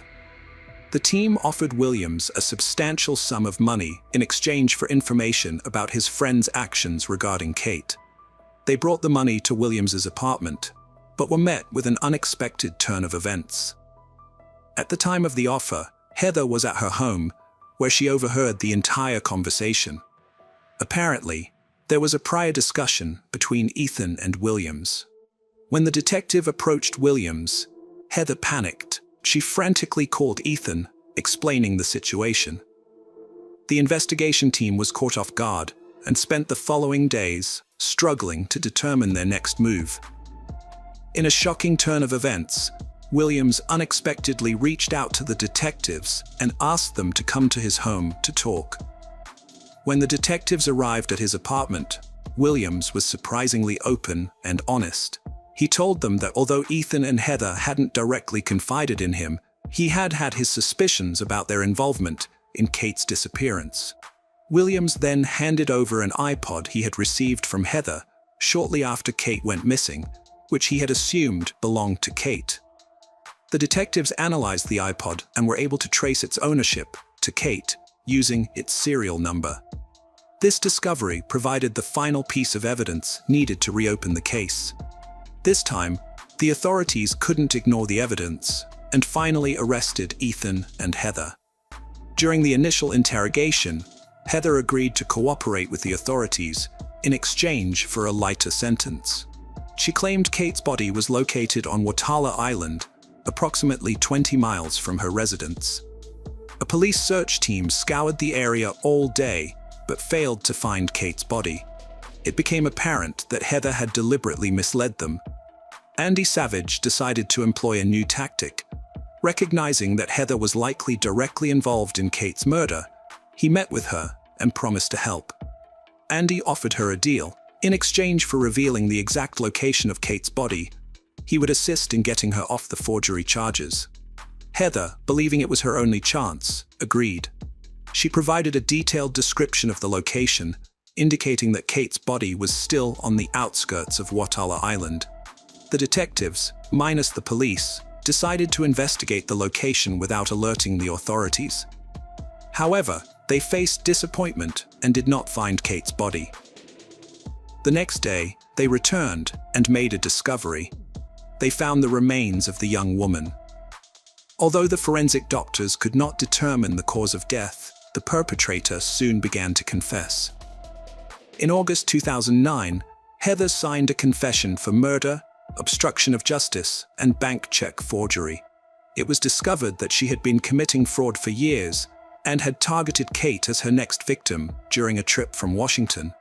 Later, she met Ethan and began a relationship with him.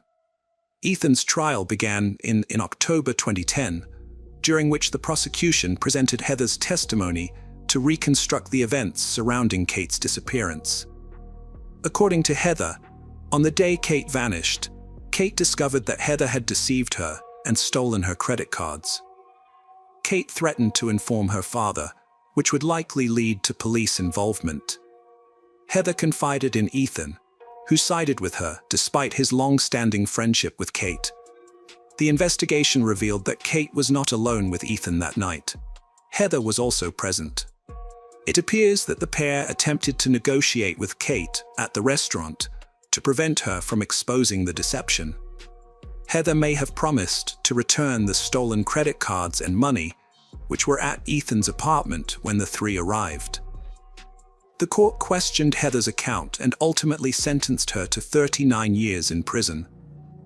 Ethan received a slightly lighter sentence of 25 years, largely due to Heather also being charged with fraud. Hello friends, welcome to our channel. Today we're going to take a look at another horrible case with you, the case of Marta del Castillo. Marta del Castillo was born on June 19, 1991, in Seville, Spain, to Eva Casanova and Antonio del Castillo. At 17, her life took a devastating turn.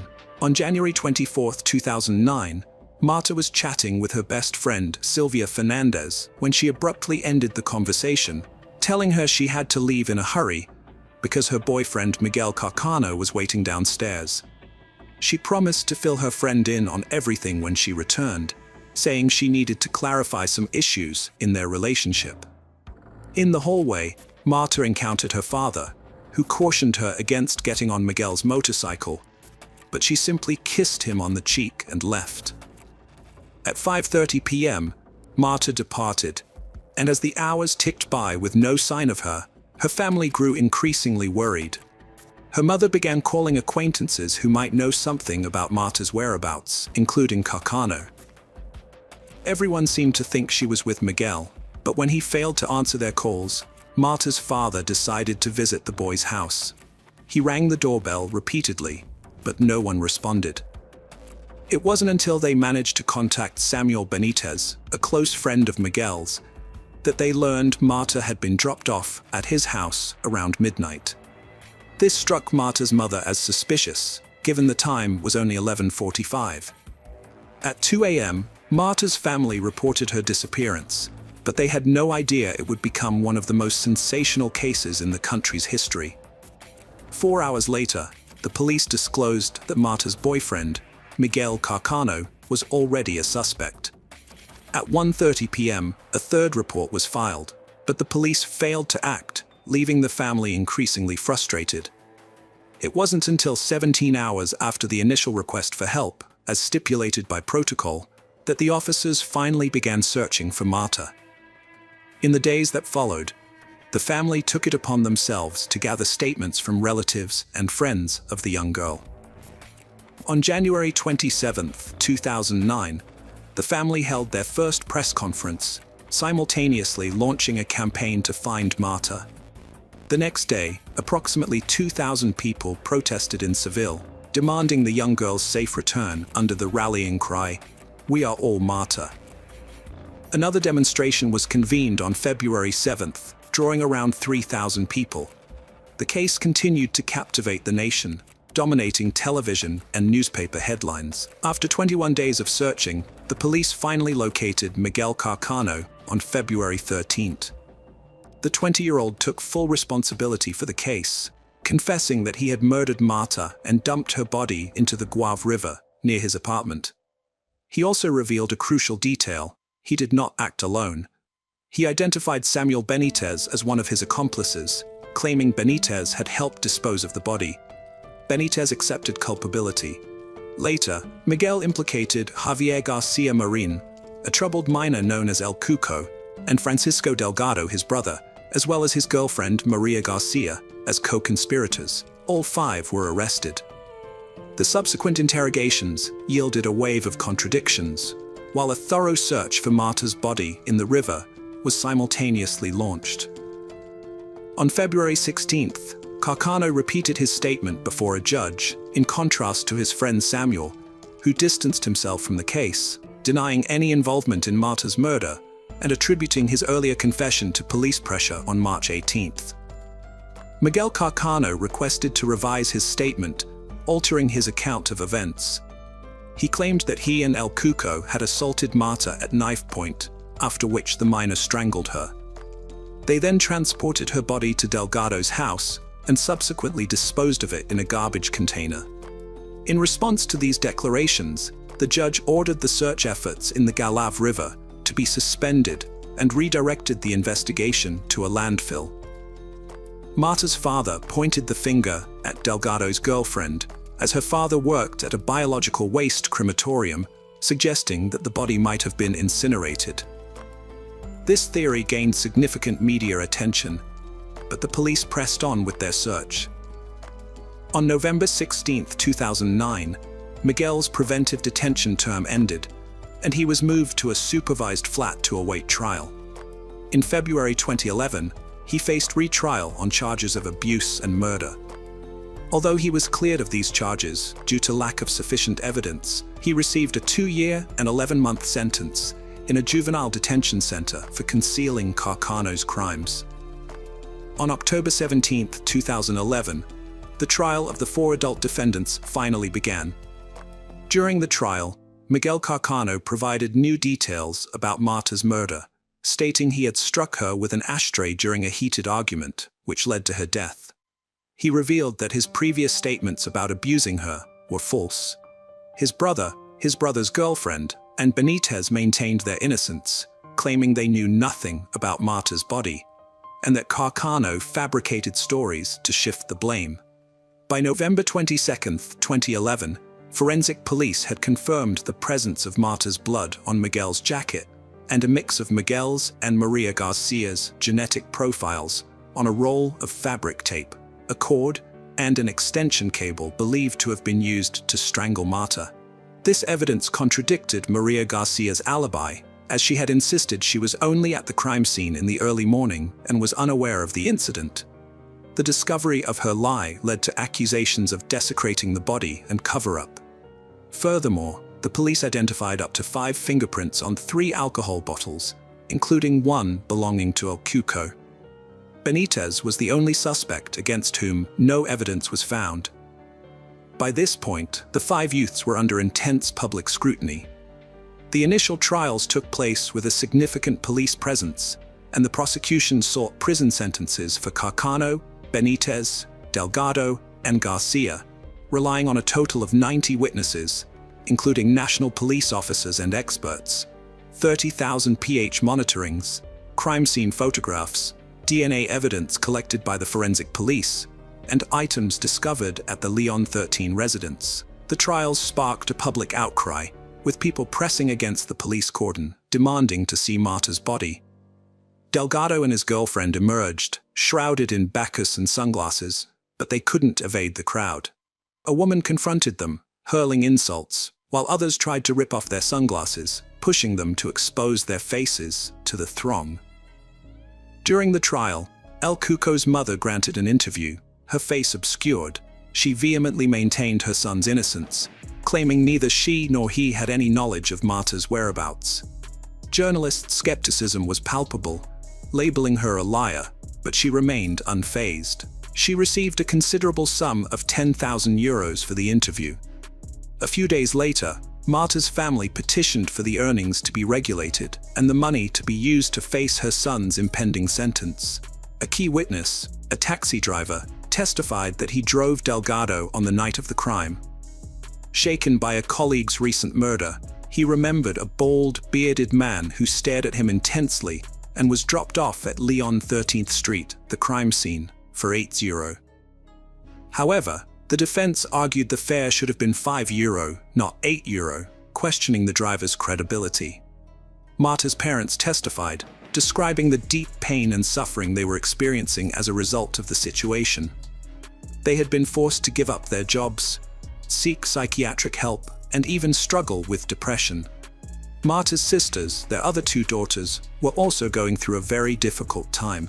The whole family just wanted the ordeal to come to an end. The jury's verdict in 2012 disappointed the family. Carcano got a 21-year, 3-month sentence for the girl's murder.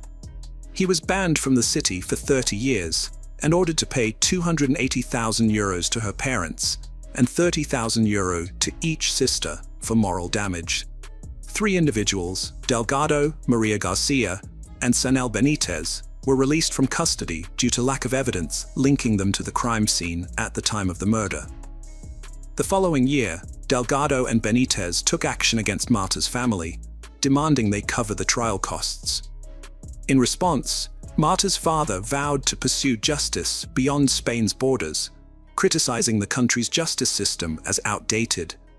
He even threatened to take his case to Strasbourg, home to the European Parliament and the European Court of Human Rights.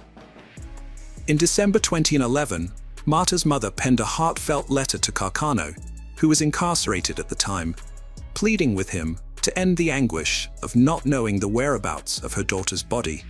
She yearned for Marta to rest in peace in a place where she could visit, bring flowers, and converse with her. However, Carcano never responded to the letter.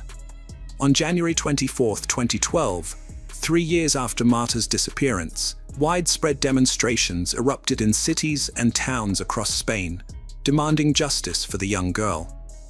Incarcerated and facing threats from fellow inmates, Carcano later attempted to take his own life.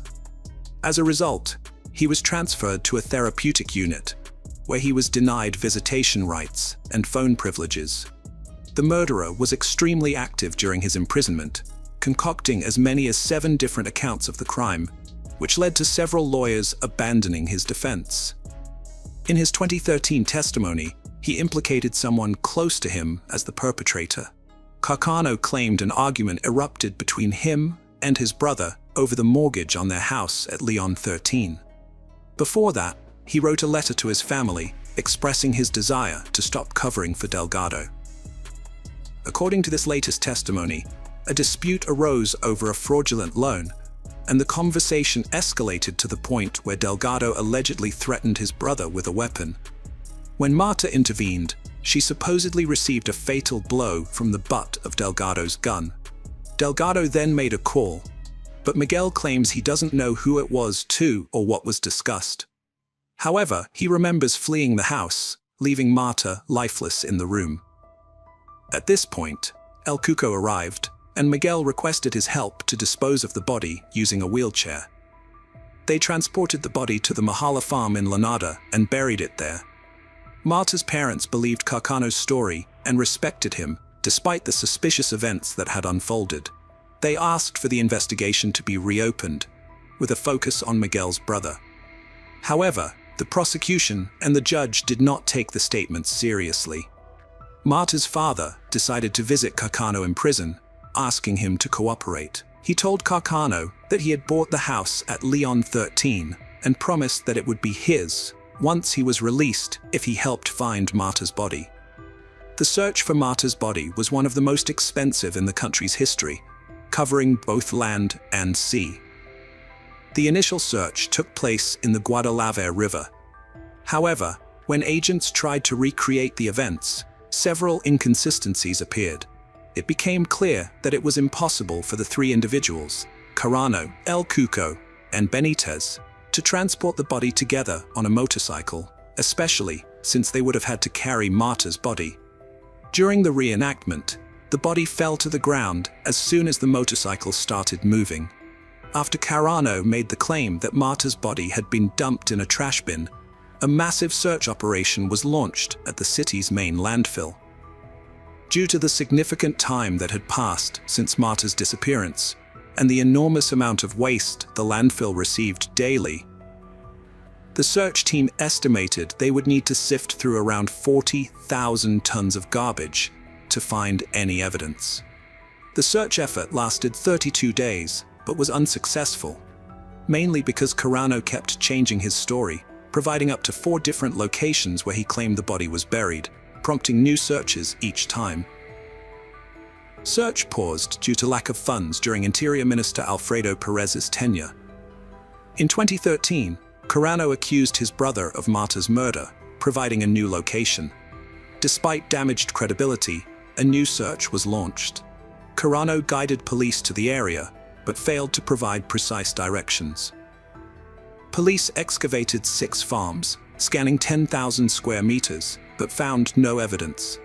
All the searches were in vain, and at the request of the parents, the search for the body was halted on 2015. The public ministry asked the defendants to jointly compensate the Ministry of the Interior with a sum of $666,329. Oscar presented himself to Roselia, Marta's mother, as a criminal, but in reality, he was an infiltrator seeking a confession. Over time, they began to meet frequently, and Roselia trusted him with the keys to her house. Oscar recorded 600 hours of conversation between Roselia and her surroundings. In October 2011, El Cuco was already granted release permits from the juvenile center to which he had been sent for covering up for Carano. During a conversation, Oscar asked the young man if he thought the police were following him, to which El Cuco responded affirmatively, asserting they would do so to find out where they got rid of Marta. This statement forever incriminated him. After finishing talking, El Cuco immediately realized what he had said and quickly rectified, asserting he hadn't done anything, while Oscar played along as if he hadn't noticed. In other tapes, El Cuco mocked the police's efforts to find the body, and Roselia discussed how inept the investigators had been for not auditing the calls from her mobile phone. Despite the hard work of the man, those 600 hours of recordings were never judicialized. Only in 2022, 13 years after Marta's disappearance, did the infiltrators' work yield results. On May 26, 2022, dozens of people, especially neighbors of Marta's family, gathered at the courthouse doors wanting to accompany them due to the celebration of the new judicial process.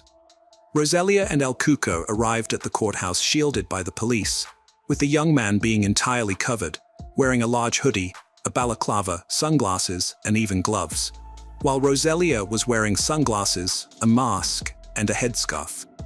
In 2011, El Cuco declared that he had not been in the flat on Lyon 13 Street, where the crime occurred, but with several friends. He said he had gone home at 11:30 at night and had met his mother's partner, who had gone out to throw out the garbage, then had gone up to his house and had not left for the rest of the night. Rosalia, for her part, said she had gone out with her partner for drinks around 11:30 at night and had returned home around 1:30 in the morning on January 25th, finding her son asleep there. El Cuco confessed that on the night of January 24th, Carano called him after having murdered Marta and asked him for help to bury her body. Along with Benitez, they took his mother's car and went to Lyon 13, where Delgado was also found. Meanwhile, Rosalia was at the bar and stayed there until 4:30 in the morning when she got home, and her son was still missing. Both El Cuco and his mother were charged with perjury, the ACT aggravated by having obstructed the judicial procedure ongoing since 2009. Both El Cuco and Rosalia accepted responsibility for their acts. The trial was held, and the judge suspended all scheduled witness statements, leaving Marta's parents distressed as they had called Carcano to testify in hopes he would finally reveal their daughter's whereabouts. On June 9, 2022, both El Cuco and Rosalia were sentenced to 2 and 2 years in prison, and the judge also imposed a fine of €11,440 each and a civil liability payment of €30,000 to Marta's parents. However, they didn't care about the money.